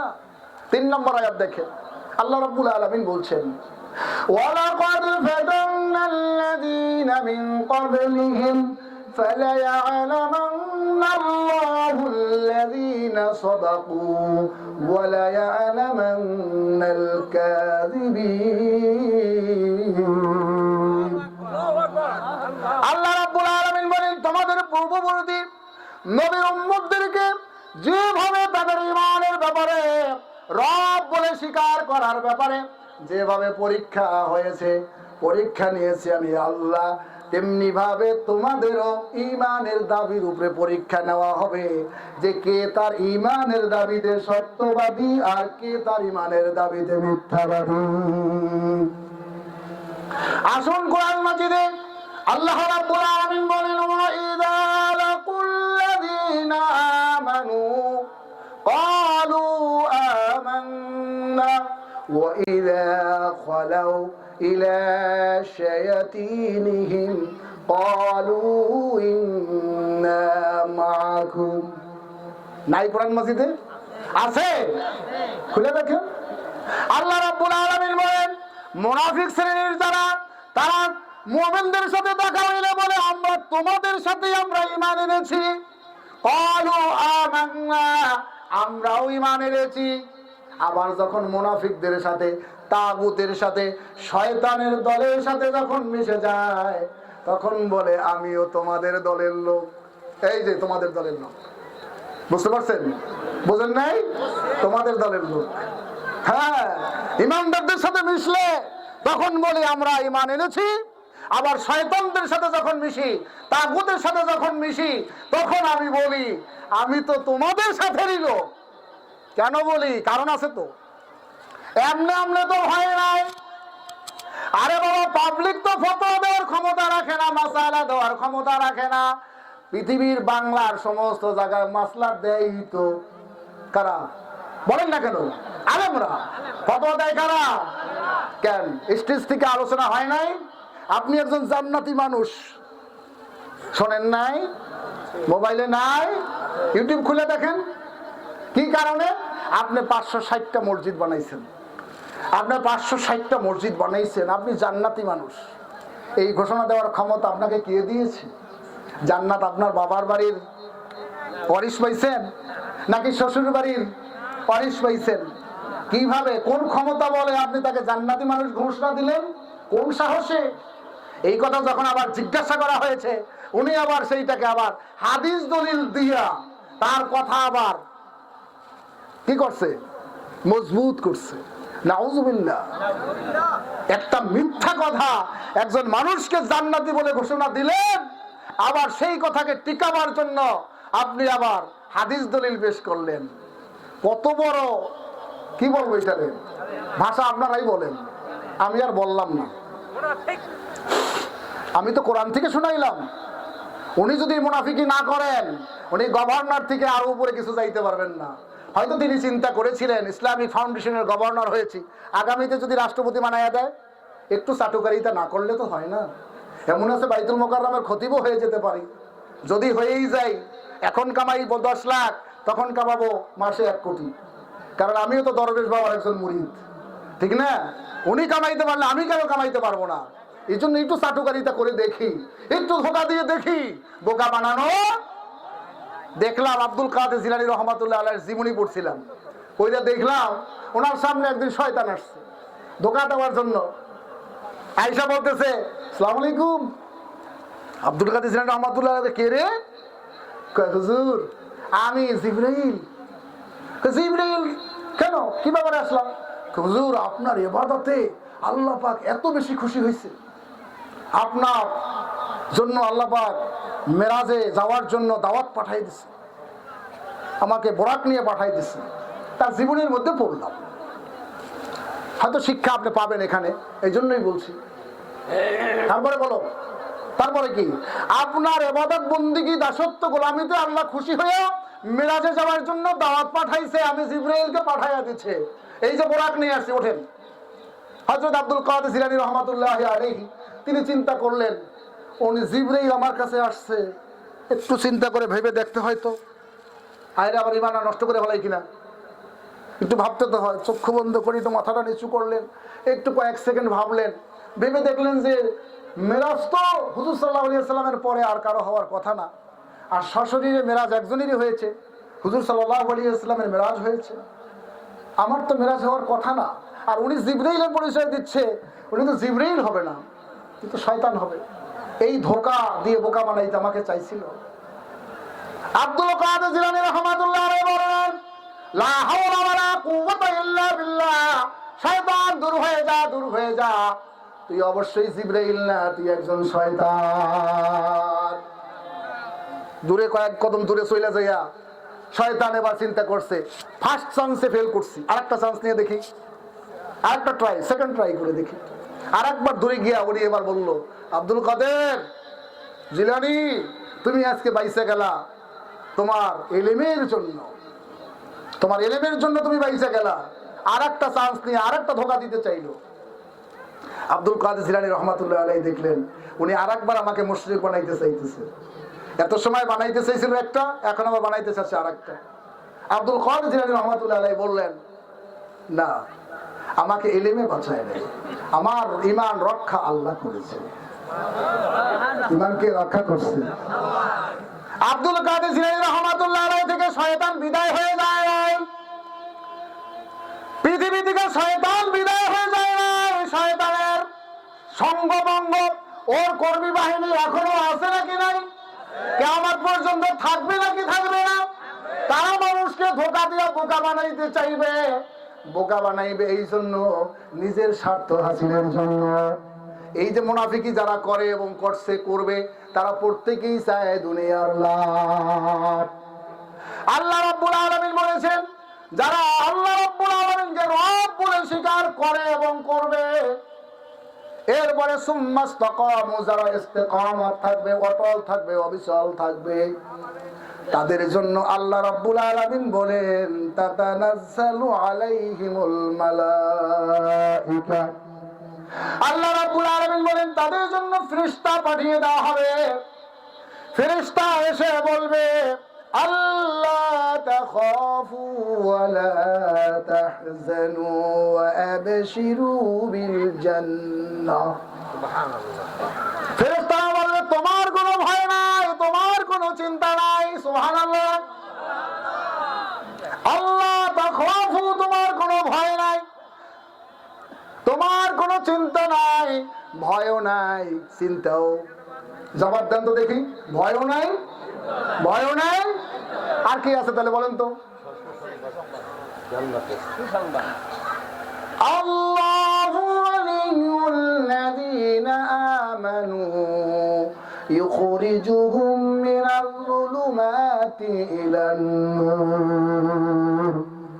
যারা বলবে আমি ঈমান এনেছি আল্লাহর উপরে, আল্লাহ রাব্বুল আলামিন তাদের বন্ধু হয়ে যান, আল্লাহ তাদের অভিভাবক হয়ে যায়। সুবহানাল্লাহ।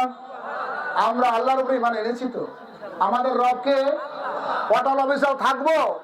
বিপদ আসলে নড়ে চড়ে বসবো, বিপদ আসলে আর আমি আমার জায়গায় নাই।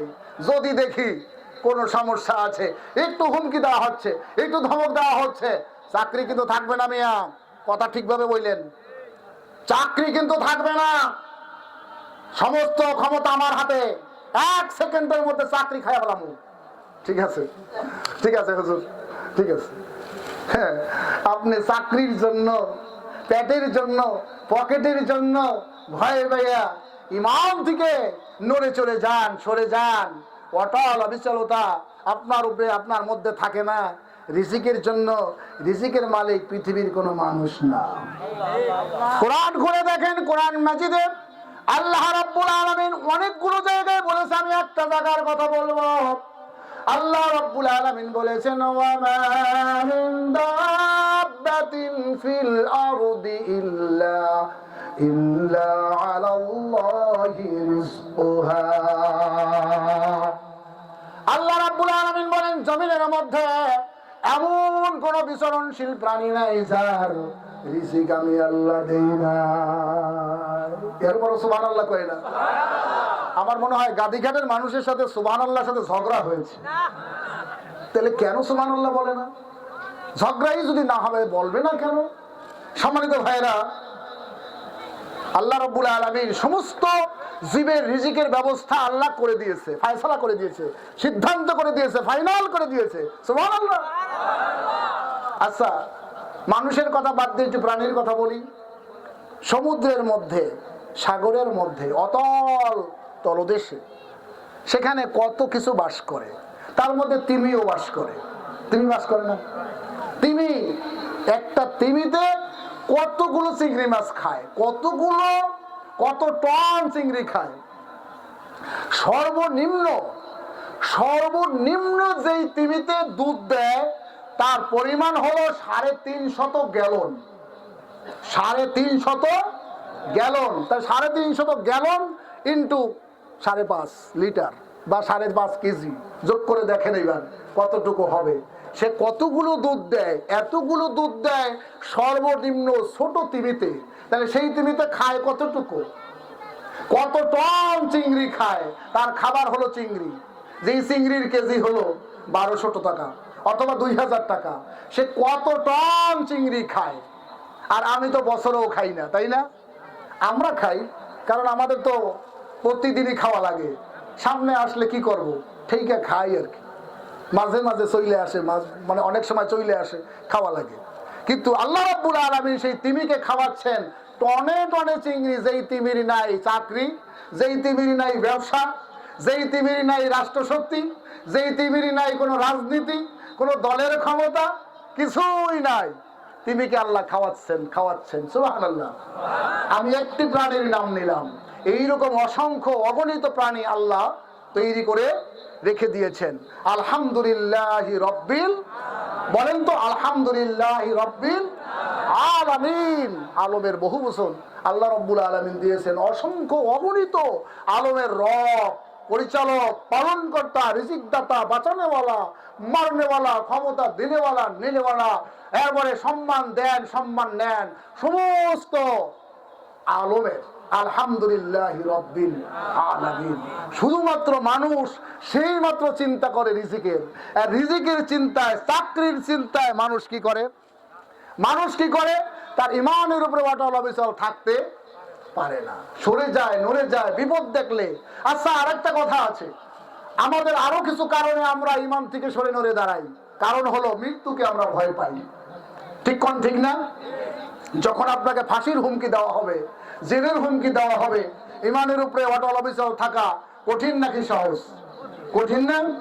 মসজিদে নববীর মুয়াজ্জিন হযরতে, নাম বলেন তো, বিলাল রাদিয়াল্লাহু তাআলা আনহু। মসজিদে নববীর ইমাম মুয়াজ্জিন হযরতে বিলাল রাদিয়াল্লাহু তাআলা আনহু, কতটা কষ্ট, কত নির্যাতন তার উপরে করা হয়েছিল। তিনি মাত্র তার জবান দিয়ে একটি মাত্র কথা বলেছিলেন, আহাদ আহাদ। তারা বলেছিল, একজনের কথা কেন বলো? তোমরা বলো, তুমি বলো অসংখ্য, অগণিত। আমরা করতেছি 33 কোটি। আমরা 33 কোটি দেবতার গোলামি দাসত্ব করতেছি, আর তুমি একজন আহাদ আহাদ কেন বলছো? শাস্তি দিয়া আগুনের মধ্যে শোয়া রাইখা, আগুনের কয়লার উপরে শোয়া রাইখা, বুকের উপরে পাথর চাপা দিয়া এমন রাখা হয়েছে যেন সে আর ভুলে যায়, সেজন্য ইমান ছেড়ে দেয়। আর জবান দিয়ে যখনই বের হয়েছে আহাদ, আমার রব একজন, আমার রব একজন, আল্লাহ, উলুহু আল্লাহু আহাদ, আল্লাহুস সামাদ, লাম ইয়ালিদ ওয়া লাম ইউলাদ ওয়া লাম ইয়াকুল লাহু কুফুয়ান আহাদ। আল্লাহর সমকক্ষ আর কেউ, আল্লাহর সমকক্ষ আর কেউ। সেই আল্লাহ রাব্বুল আলামিনের হাতে মৃত্যু নাকি পৃথিবীর মানুষের হাতে মৃত্যু? রিজিক কি মানুষের হাতে নাকি আল্লাহর হাতে? ইযা জাআ আজালুহুম লা ইস্তাখিরুনা সাআতাও ওয়া লা ইস্তাকদিমুন। আল্লাহ রাব্বুল আলামিন জানিয়ে দিয়েছে, মৃত্যুর সময় যখন চলে আসবে, 1 সেকেন্ড আগে তোমার মৃত্যু হবে না, 1 সেকেন্ড তোমাকে সময় দেওয়া হবে না। সময় যদি টাকা দিয়ে কেনা যাইতো, তাহলে সাদ্দাত কিনতে পারতো, সাদ্দাত বাদশা কিনতে পারতো।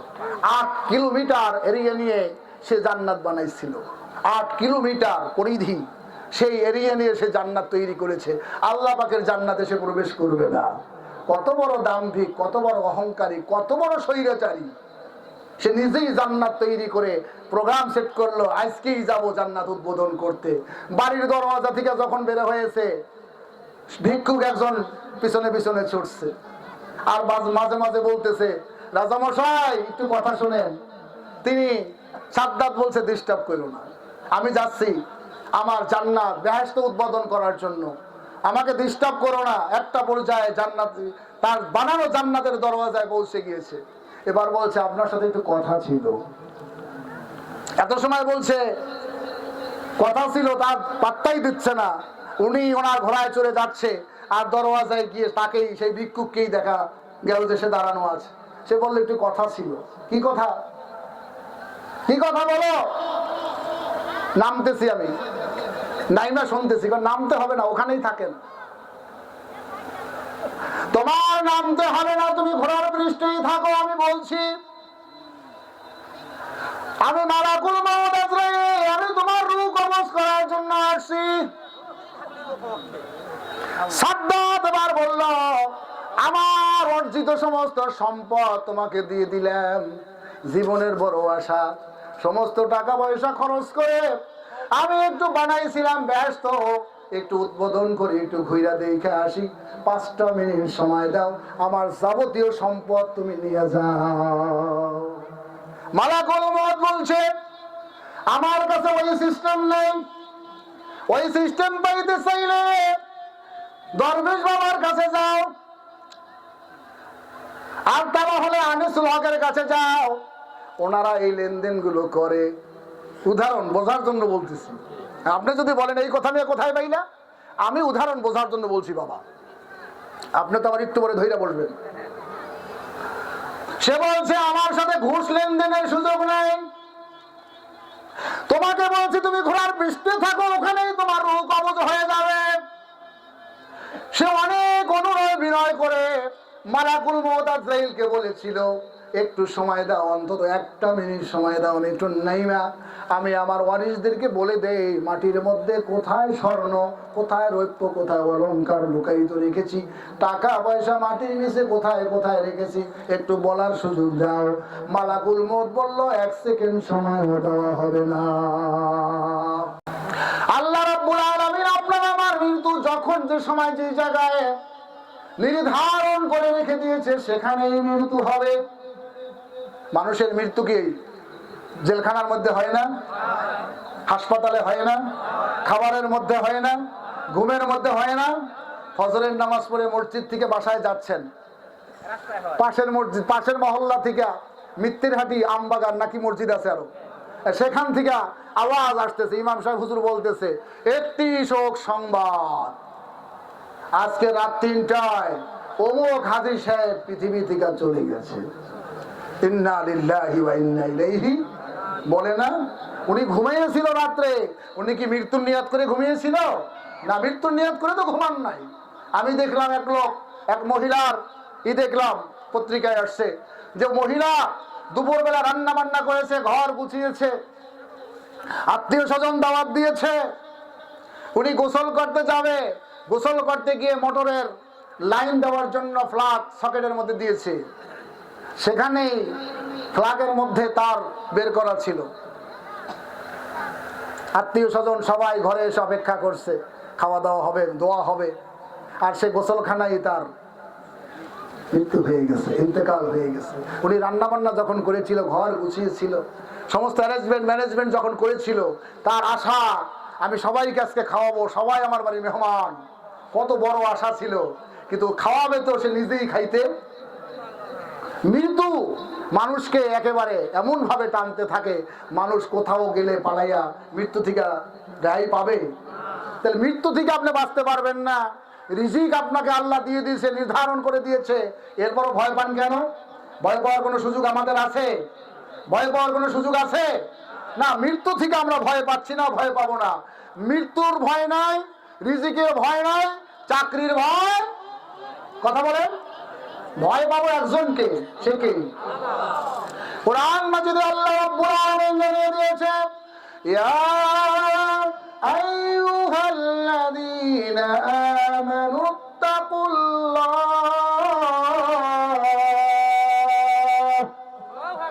হে ঈমানদারেরা, হে বিশ্বাস স্থাপনকারীরা, তোমরা ভয় করো আল্লাহকে, ভয় করার মতো ভয় করো, ভয় করার মতো ভয় করো। আপনি আমি রাষ্ট্রশক্তিকে যেভাবে ভয় করি করেন, রাষ্ট্রশক্তির ক্ষমতা বেশি নাকি আল্লাহর ক্ষমতা বেশি? তো মানুষ রাষ্ট্রশক্তিকে ভয় পায়, র্যাবকে ভয় পায়, আর্মিকে ভয় পায়, বিডিআরকে ভয় পায়। যেই আর্মি, যেই র্যাব, যেই বিডিআর কিছুদিন আগে 5ই আগস্টের পূর্ব পর্যন্ত আলেমুলামা দেখলেই একটু বাঁকা নজরে তাকাইছে, 5ই আগস্টের পরে আলেমুলামা দেখলে একটু সালাম দেয়। হুজুর কোথায় গেছিলেন, কোথায় যাচ্ছেন, কোথায় যাবেন, কোথায় মাহফিল, এইরকম একটা অবস্থা, পরিস্থিতি পাল্টায় গেছে। তাহলে ওনারা দেশের, রাষ্ট্রের চাকরি করার কারণে ওনারা বাধ্যগত হয়ে গেছে, কিন্তু আমরা তো কারো চাকরি করি না, আমরা তো কারো গোলাম না, আমরা গোলাম একজনের। কয়জনের? ওই একজনকেই ভয় করি, একজনকেই ভয় করবো নাকি করবো না? ওই একজনকে ভয় করবো নাকি করবো না? ওই এক রবকে ভয় করি। আমাদের রবের নাম আল্লাহ, আমাদের রবের নাম রব হলেন তিনি রব্বুনাল্লাযী আ'তা কুল্লা শাইইন খালকাহু সুম্মা হাদা। আল্লাহ রাব্বুল আলামিন বলে দিয়েছেন, রবের পরিচয় দিতে গিয়ে আল্লাহ রাব্বুল আলামিন বলেছেন রব হলেন তিনি যিনি সৃষ্টি করেন এবং রাস্তা দেখান, পথ দেখান। যিনি সৃষ্টি করে ছেড়ে দেন না, সৃষ্টি করার পরে কি দেখান? রাস্তা দেখান, পথ দেখান। সঠিক পথ দেখাবার দায়িত্ব কার? আল্লাহ। সঠিক পথ দেখাবার দায়িত্ব কার? আমরা নামাজে দাঁড়ায় বলি না, বলছি না? কি বলছি? ইহদিনাস সিরাতাল, আমাদেরকে সঠিক পথ দেখান, সরল পথ দেখান। আল্লাহ রাব্বুল আলামিন এই কথার জবাব অন্য জায়গায় দিয়েছেন। আল্লাহ বলছেন ওয়াইবুদুনি হাদা সিরাতুম মুস্তাকিম। হে বান্দা, সঠিক পথ চাইছো, সরল পথ চাইছো, সঠিক পথ দেখাবার দায়িত্ব আমার। আর সেই পথ হলো তোমরা আমারই গোলামি করবে, একমাত্র আমারই দাসত্ব করবে, পৃথিবীর আর কারো সামনে মাথা নত করবে। বলেন একবার, আর কারো সামনে মাথা নত। আমরা এত ভালোবাসা বাছাই করে যাচাই করে ৩০০ লোককে পার্লামেন্টে পাঠাই। তারা যায় কি করে? সেখানে যে শিরিক আরম্ভ করে। সামনেই আছে ছবি দেওয়া, এই ছবির সামনে রাইখা স্পিকার যেখানে বসা আছে, স্পিকারের পিছনেই ছবি দেওয়া। যখনই দাঁড়াইয়া কথা বলে পার্লামেন্টের সদস্যরা, তখনই হাতটা এরকম জোর করে, মাথাটা নিচু করে, একেবারে কুর্নিশ করে সেজদা করতো। যদি সামনে চেয়ার না থাকতো, চেয়ারগুলো তো এখন একেবারে লাট বল্টু দিয়ে আটকায় দেওয়া হয়েছে, এখন আর খোলার সুযোগ নাই। একবার মারামারি পিটাপিটি হয়েছিল চেয়ার দিয়ে পার্লামেন্টের ভিতরে, এরপরের থেকে আটকাইয়ে দেওয়া হয়েছে। ওখানে যদি সামনে চেয়ার না থাকতো, তাহলে মনে হয় মানুষগুলো সেজদাই দিত, মাথাটা নত করে বলে, মাননীয় স্পিকার, আমি সংবিধানের উপরে শ্রদ্ধা রেখে বলছি। এদিকে শ্রদ্ধা রেখে বলছি, সামনে ছবি, মাথাটা নত। অবস্থাটা কি হলো? একজন বান্দা, একজন মানুষ, সে একমাত্র আল্লাহর সামনে মাথাটা নত করবে, পৃথিবীর আর কারো সামনে মাথা নত করার সুযোগ আছে নাকি? মাথাটা নত হবে কার সামনে? সেজদা পাবে, সেজদা পাওয়ার যোগ্য কে? আল্লাহ বলছেন ওয়াসজুদ ওয়াকতারিব, বান্দা সেজদা দাও আর আমার কাছাকাছি পৌঁছে যাও। সুবহানাল্লাহ। এই জন্য সেজদা দেব কাকে? মাথা নত করব কার সামনে? মাথা নত হবে কার সামনে? সেজদা দিব কাকে? আরো কেউ আছে সেজদা পাওয়ার মতো? হুজুর সাল্লাল্লাহু আলাইহি ওয়াসাল্লাম সেজদার ব্যাপারে বলছেন, যদি সেজদা মানুষ মানুষকে দিতে পারতো। আবার শোনেন, আপনারা কি মনোযোগী আছেন? হুজুর বলছেন, মানুষ যদি মানুষকে সেজদা দিতে পারতো, এই পারমিশন আমি যদি আল্লাহর নিকট থেকে পাইতাম, তাহলে আমি পৃথিবীর সমস্ত মহিলাদেরকে বলতাম যে তোমরা তোমাদের নিজ নিজ স্বামীদের পায়ে সেজদা দাও। স্বামীরা সেজদা পাইতো, হুজুর অনুমতি দিতেন যদি আল্লাহ পারমিশন দিতেন। কিন্তু আল্লাহর পক্ষ থেকে অনুমতি আসে নাই মানুষ মানুষকে সেজদা দিতে। আপনাদের গাড়ি ঘাটে আছে নাকি যে মানুষ মানুষকে সেজদা দেয়, সেজদা দিয়ে ভক্তি দেয়, ভক্তি দিয়ে তাকে সম্মান করে? হ্যাঁ, সেজদা দেই তো আমরা। এইটা তাজিমি সেজদা, জায়েজ আছে। কি সেজদা? তাজিমি সেজদা, জায়েজ আছে। তাজিমি সেজদা কি জায়েজ আছে? মানুষ মানুষকে সেজদা করতে পারে? তাজিমি সেজদাও জায়েজ নাই, সম্মানী সেজদাও জায়েজ নাই। কোন প্রকার কোনোভাবেই মানুষ মানুষকে সেজদা দিতে পারবে? কবরে গিয়া সেজদা দেওয়া যাবে তো? কোনো সমস্যা নাই তো? সেজদা কয়জনে পাবে বলেন তো একটু? কয়জন? এখন কেউ যদি সেজদার জন্য এইভাবে আসন পাইতে বৈশা থাকে, সেজদা দিয়ে এইভাবে যে আসন পাইতে বৈশা থাকে যে আমার ভক্তরা আসবে আর আইসা এই জায়গায় সেজদা দেবে, এইরকম যদি অবস্থা হয়, সেজদা তো দিতে চাই নাই, আমি চুমু দিতে গেছিলাম। হায় হায়, কত সুন্দর করে মানুষ একমত করে বলছে। আমি একটা কথাও বানোয়াট বলছি না ভাই, একটা কথাও বানোয়াট বলছি না। মানুষ, তাদেরকে জিজ্ঞাসা করা হয়েছিল কি করলেন আপনি? বললো যে আমি সেজদা দেই নাই, আমি গেছিলাম চুমু দিতে। চুমু দিতে গিয়ে সে মাথাটা নত করে আসছে। চুমু দেওয়া জায়েজ আছে, মানে পায়ে গেছিল চুমা দিতে, আর কোনো জায়গা নাই, জায়গা হলো পা। পায়ে পায়ে যেয়ে চুমা দিতে হবে। হুজুর সাল্লাল্লাহু আলাইহি ওয়াসাল্লামের কোন সাহাবী হুজুরের পায়ে এইরকম চুমা দিছে? আপনাদের কাছে কোনো দলিল প্রমাণ আছে নাকি? আলেম ওলামা অনেক বসা আছে, ভিতরেও আছে প্যান্ডেলের মধ্যে। একটু জানেন তো যে হুজুরকে কোন সাহাবী এইভাবে পায়ে চুমো দিয়েছে কিনা? তাহলে আমরা দিচ্ছি কেন? আমার সমাজ দিচ্ছে কেন? আমার বাংলাদেশের মধ্যে যতগুলো মাজার আছে, এতগুলো মসজিদ মনে হয় অন্য কোন রাষ্ট্রে নাই। সত্য না? আর বিক্রমপুর হলো মাজারের শহর, মুন্সিগঞ্জ হলো মাজারের শহর। পুরো 63টা জেলা যদি একত্রিত করেন মাজারের ব্যাপারে, আর বিক্রমপুরের মাজারগুলো যদি একত্রিত করেন, বিক্রমপুর মুন্সিগঞ্জ ফার্স্ট হবে। সুবহানাল্লাহ কোন? সুবহানাল্লাহ হবে নাকি নাউজুবিল্লাহ হবে? এত মাজার কেন? ওই যে সোনবাড়িতে যেটা আছে চৌরাস্তার কাছে, ওখানে কি অস্ক্রুনি আসছে কখনো? তো কেন এটা এরকম কইরা? আর কোনো বাধা নাই। হ্যাঁ, আরো সংবাদ আছে আমার কাছে। ঢাকার মধ্যে, সিটির মধ্যে যতগুলো মাজার আছে সমস্ত মাজারের ইনকাম গুলো সিটি কর্পোরেশন নিয়ে যাচ্ছে। সিটি কর্পোরেশন কাছে খুব ভালো মজার ব্যাপার, আমরা ঘুমাইয়া পাচ্ছি। ওই কারণ বাজার থেকে 45 লক্ষ আসতেছে প্রতিদিন। পায় নাই? কে বলেন তো? 45 লক্ষ টাকা কারণ বাজার থেকে আসছে, পাইছে প্রতিদিন। এরপরে এইটা যদি প্রতিদিন রাত্রে হয়, অন্য জায়গার থেকে আসছে কত? এইরকম অবস্থা।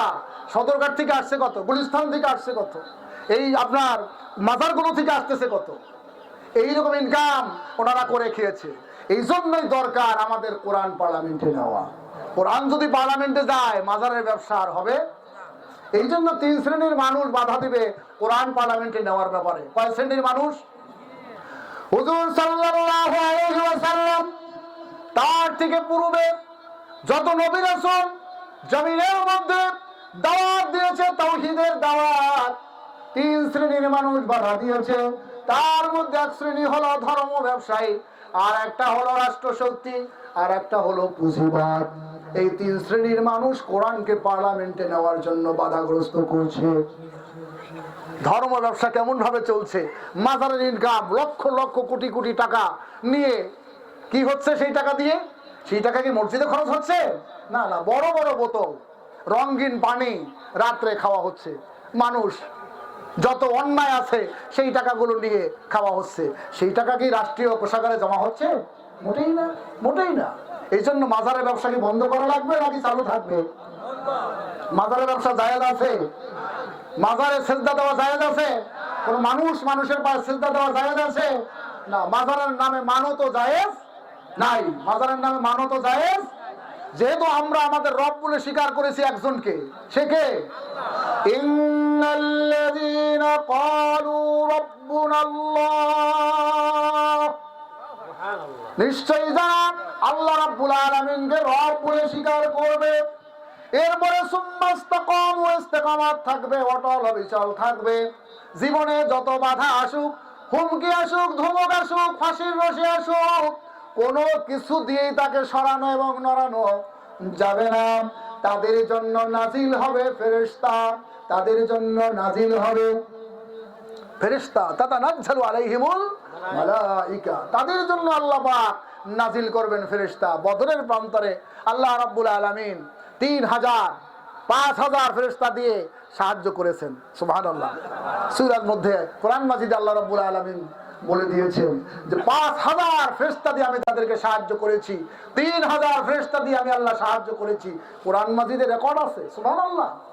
আর এখানে বললেন, তোমরা যদি আল্লাহর উপরে, আল্লাহকে রব বলে স্বীকার করার পরে অটল অবিচল থাকতে পারো, জীবনে যত বাধা হুমকি আসুক, আমরা কি নড়ে দাঁড়াবো? এক অবস্থা ছিল, সেখান থেকে আরেকটা অবস্থায় এসেছি। যদি কোনো কর্মে বিপদ এসে যায়, নড়াচড়া হয়ে যায়, আমরা কি আমাদের ঈমান ছেড়ে দেব? ছেড়ে দেব না, মোটেই ছেড়ে দেব না। মৃত্যু আসুক, চাকরি চলে যাক, হিজরত করা লাগুক, দেশ ছাড়া লাগুক, জেলখানায় যাওয়া লাগুক, মৃত্যু আসুক, আমাদের ফাঁসি হয়ে যাক, আমরা ঈমান এনেছি আল্লাহর উপরে। আমার সংবিধান হলো, আমাদের সংবিধান। এই কোরআনের বাইরে আমরা কিছু বলতেও পারবো না, কোরআনের বাইরে আমরা কিছু শুনতেও রাজি। কোরআন দিয়ে সমাজ চলবে, কোরআন দিয়ে রাষ্ট্র চলবে, তাহলে এই দেশের মানুষকে শান্তি দেওয়া যাইবে। সুবহানাল্লাহ, সুবহানাল্লাহ। রাসূল পাক সাল্লাল্লাহু আলাইহি ওয়াসাল্লামের ওফাতের পরে পঞ্চম খলিফা হযরতে ওমর ইবনে আব্দুল আজিজ রাহিমাহুল্লাহ, ওমর ইবনে আব্দুল আজিজ রাহিমাহুল্লাহ, তিনি খেলাফতের দায়িত্ব পালন করলেন 2 বছর 5 মাস 22 দিন। ওমর ইবনে আব্দুল আজিজ রাহিমাহুল্লাহ তিনি যখন খেলাফতের দায়িত্ব পালন করলেন, খেলাফতের দায়িত্ব পালন করতে গিয়ে দেখা গেল তার এলাকার মধ্যে, তার দেশের মধ্যে কি হইল? একই ঘাটের মধ্যে মহিষে পানি খাচ্ছে, একই ঘাটের ভিতরে বাঘে পানি খাচ্ছে। সুবহানাল্লাহ বললেন না? প্রাণী, এরা তো প্রাণী, মানুষ নয়। সেই প্রাণীরা কি করছে? একই ঘাটের মধ্যে পানি খাচ্ছে বন্য প্রাণী, তাদেরকে নিয়ন্ত্রণ করছে আল্লাহ। রাজা যখন ভালো হয়ে যায়, দেশের প্রজারা অটোমেটিক ভালো হয়ে যায়। রাজা যখন আল্লাহ বলা হয়ে যায়, প্রজারা অটোমেটিক আল্লাহ বলা হয়ে যায়। রাজা যখন নামাজি হয়, প্রজারা অটোমেটিক নামাজি হয়ে যায়। যেই দলের সভাপতি, যেই দলের নেতা নামাজি, ওই দলের কর্মীরা, যেই দলের নেতা হয় মদখোর, ওই দলের কর্মীরা কম পক্ষে গাঁজাখোর না হইলে মানায় না। সম্মানিত ভাইরা, ওমর ইবনে আব্দুল আজিজ রাহিমাহুল্লাহ, তিনি তার খেলাফত আমলে দেখা গেল একই ঘাটের মধ্যে বাঘে পানি খাচ্ছে, মহিষে পানি খাচ্ছে। বাঘের ক্ষমতা নেই মহিষের উপরে আক্রমণ করবে। সুবহানাল্লাহ কইলেন না?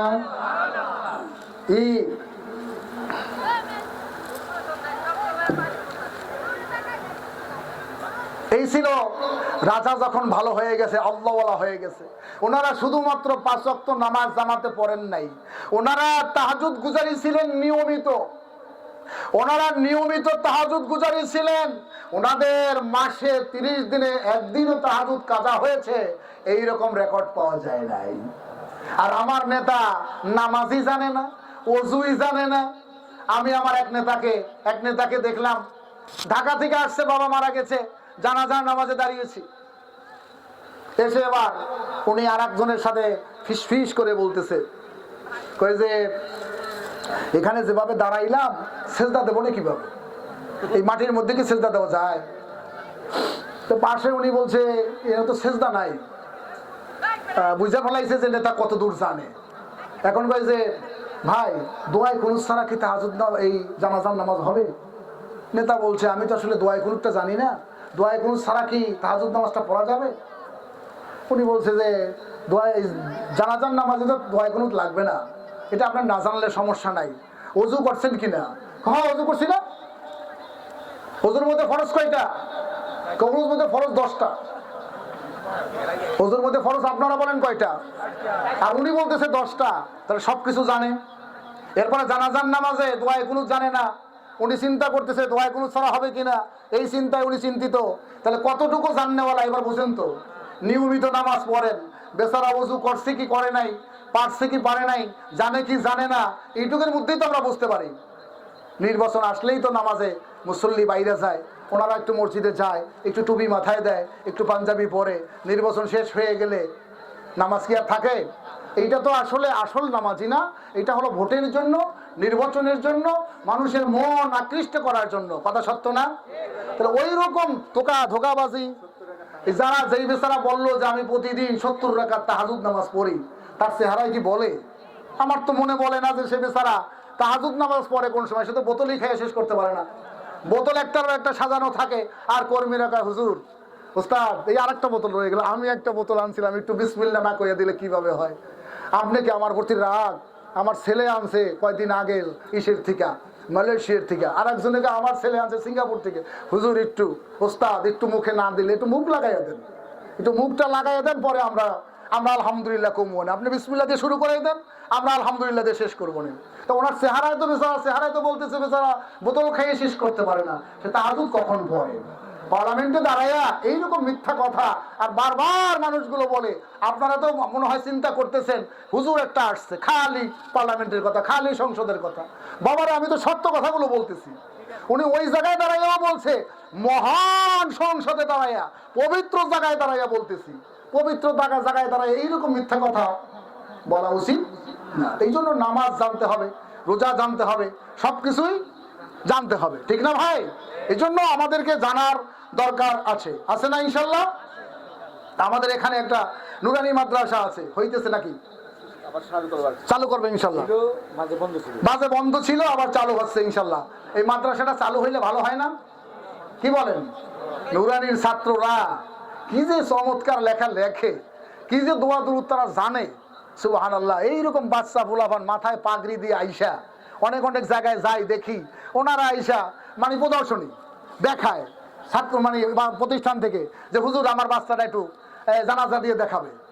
কত সুন্দর, বয়স হয় না এই বাচ্চার, এখন মতো 8 বছর, সেই বাচ্চা জানাজার নামাজ পড়াইয়া দিতেছে স্টেজে দাঁড়াইয়া। সুবহানাল্লাহ। হুজুর যদি না শিখাইতো তাহলে কি শিখতো? এই বেচারা জুমার নামাজ পড়াইয়া দেখায় স্টেজে। এগুলো আমরা তো বেশি দেখি, আপনারা একটু কম দেখেন, কারণ বিভিন্ন স্টেজে আমরা যাই। বাচ্চারা জুমার নামাজ পড়াইয়া খুতবা পড়ে দেখাচ্ছেন, নামাজ পড়ে দেখাচ্ছেন, জানাজার নামাজ পড়ে দেখাচ্ছেন, বিবাহ পড়াইয়া দেখাচ্ছেন। এই বাচ্চা একেবারে নামাজ ভঙ্গের 19টা কারণ, 13টা ফরজ বাহিরের ভিতরে, 14টা ওয়াজিব, 12টা সুন্নাত মুআক্কাদা একবারে মনে হয় একদমই বলে ফেলে। সুবহানাল্লাহ। এত সুন্দর লেখা লেখে। এইরকম একটা ছাত্র যদি আমার ছেলে হইতো এই মাদ্রাসা, আর ওই ছেলেটা যদি আমার মৃত্যুর পরে আমার জানাজাটা দিত, আর ওই ছেলে যদি আমার জন্য বলতো আল্লাহুম্মা গফির লিহাইয়িনা ওয়া মাইয়িতিনা, হে আল্লাহ সর্বপ্রথমে আপনি আমার গুনাহ খাতা মাফ করে দেন, ওয়া মাইয়িতিনা, এই মাইয়িতের গুনাহ মাফ করে দেন, আমার নাবালক শিশু হোক আর বালেক শিশু হোক, আমার সন্তান যদি আমার জানাজাটা পড়াইয়া জানাজার নামাজে দাঁড়াইয়া যদি আমার জন্য দোয়া করত, আমার মনে হয় আল্লাহ এই সন্তানের দোয়াটা ফিরাইয়া দিবেন না। এই জন্য আমাদের যাদের সন্তান আছে 4, 5, 6 বছর, এই বাচ্চাগুলো আমরা নুরানিতে পাঠাবো না ইনশাআল্লাহ? রাজি নাই? তাহলে তো আপনার সন্তান আবার হবে না, তাহলে তো হবে না, কি বলে যেন, আপ টু ডেট হবে না, আধুনিক হবে না, আনকালচার হয়ে যাবে, সমাজ বুঝবে না, নামাজ বুঝবে না। ইসলামে সমাজ নামাজ নাই, আছে কোথায়? ভদ্রতা, সভ্যতা, আর্দ্রতা সব আল্লাহ পাক ঢুকিয়ে দিয়েছে ইসলামের মধ্যে। পৃথিবীর সর্বশ্রেষ্ঠ লাজুক মানুষ ছিলেন মুহাম্মদুর রাসূলুল্লাহ সাল্লাল্লাহু আলাইহি ওয়াসাল্লাম। পৃথিবীর সর্বশ্রেষ্ঠ লাজুক মানুষ ছিলেন, এত লজ্জা তার মধ্যে ছিল, এত লজ্জাশীল ছিল। সুবহানাল্লাহ। সম্মানিত ভাইয়েরা আমার, ইসলাম আমাদেরকে শিখিয়েছে। এই জন্য আমার সন্তানগুলো আমি নামাজি বানানোর জন্য, পরে আমার সন্তানকে আমি স্কুলে পড়াবো, সমস্যা নাই, ডাক্তার হবে, সমস্যা নাই, কিন্তু সকালবেলা আগে আমি খাওয়াইয়ে নেব আপনার ওই শুটকি। শুটকি ছিলেন আপনারা? বিক্রমপুরের মানুষ শুটকি খায়, খুব পছন্দ না? সকালবেলা ওই চাউলের গুঁড়া, ছোট ছোট চাল, ওইটা দিয়ে আপনারা কি পাক করেন? বউয়া ভাত পাক করেন, ওর সাথে শুটকি ভর্তা খান না? ওইটা যদি খান, সকাল থেকে দুপুর পর্যন্ত যদি ঢেকুর আসে, এর মাঝখানে আপনি আরো ভালো কিছু খেয়েছেন, কিন্তু ঢেকুর যখন আসতেছে, ঘ্রাণটা কিসের? কথা সত্য নাকি? এই জন্য আমার সন্তানকে আমি চাইবো যে সন্তানটা সকালে ফজরের নামাজের পরে নিজ ইচ্ছায় ফজরের জামাতে শরীক হবে, এবং আমার সন্তান ফজরের সালাত আদায় করে ইয়াসিন পড়বে, মারা গেলে আমার জন্য দোয়া করবে, জীবিত থাকলে ঘরে বসে তেলাওয়াত করবে, আমাকে শোনাবে, আমাদেরকে শোনাবে। আমরা কি রাজি নাই? কে কে আছে আমার সন্তান আলেম হোক? আমি আলেমের বাবা হতে চাই, আমি আলেমের দাদা হতে চাই, আমি আলেমের নানা হতে চাই, আমি আলেমের চাচা হতে চাই, আমি আলেমের মামা হতে চাই, আমি আলেমের শ্বশুর হতে চাই, আমি আলেমের সাথে সম্পর্ক রাখতে চাই। আলেম আমার বন্ধু, আলেম আমার কলিজা, আলেম আমার জীবন, আলেম আমার মরণ, আলেম আমার আত্মীয়, আলেম আমার সব কিছু। বলেন আমিন। আলেমের সাথে বন্ধুত্ব না শত্রুতা? আলেমের সাথে শত্রুতা না বন্ধুত্ব?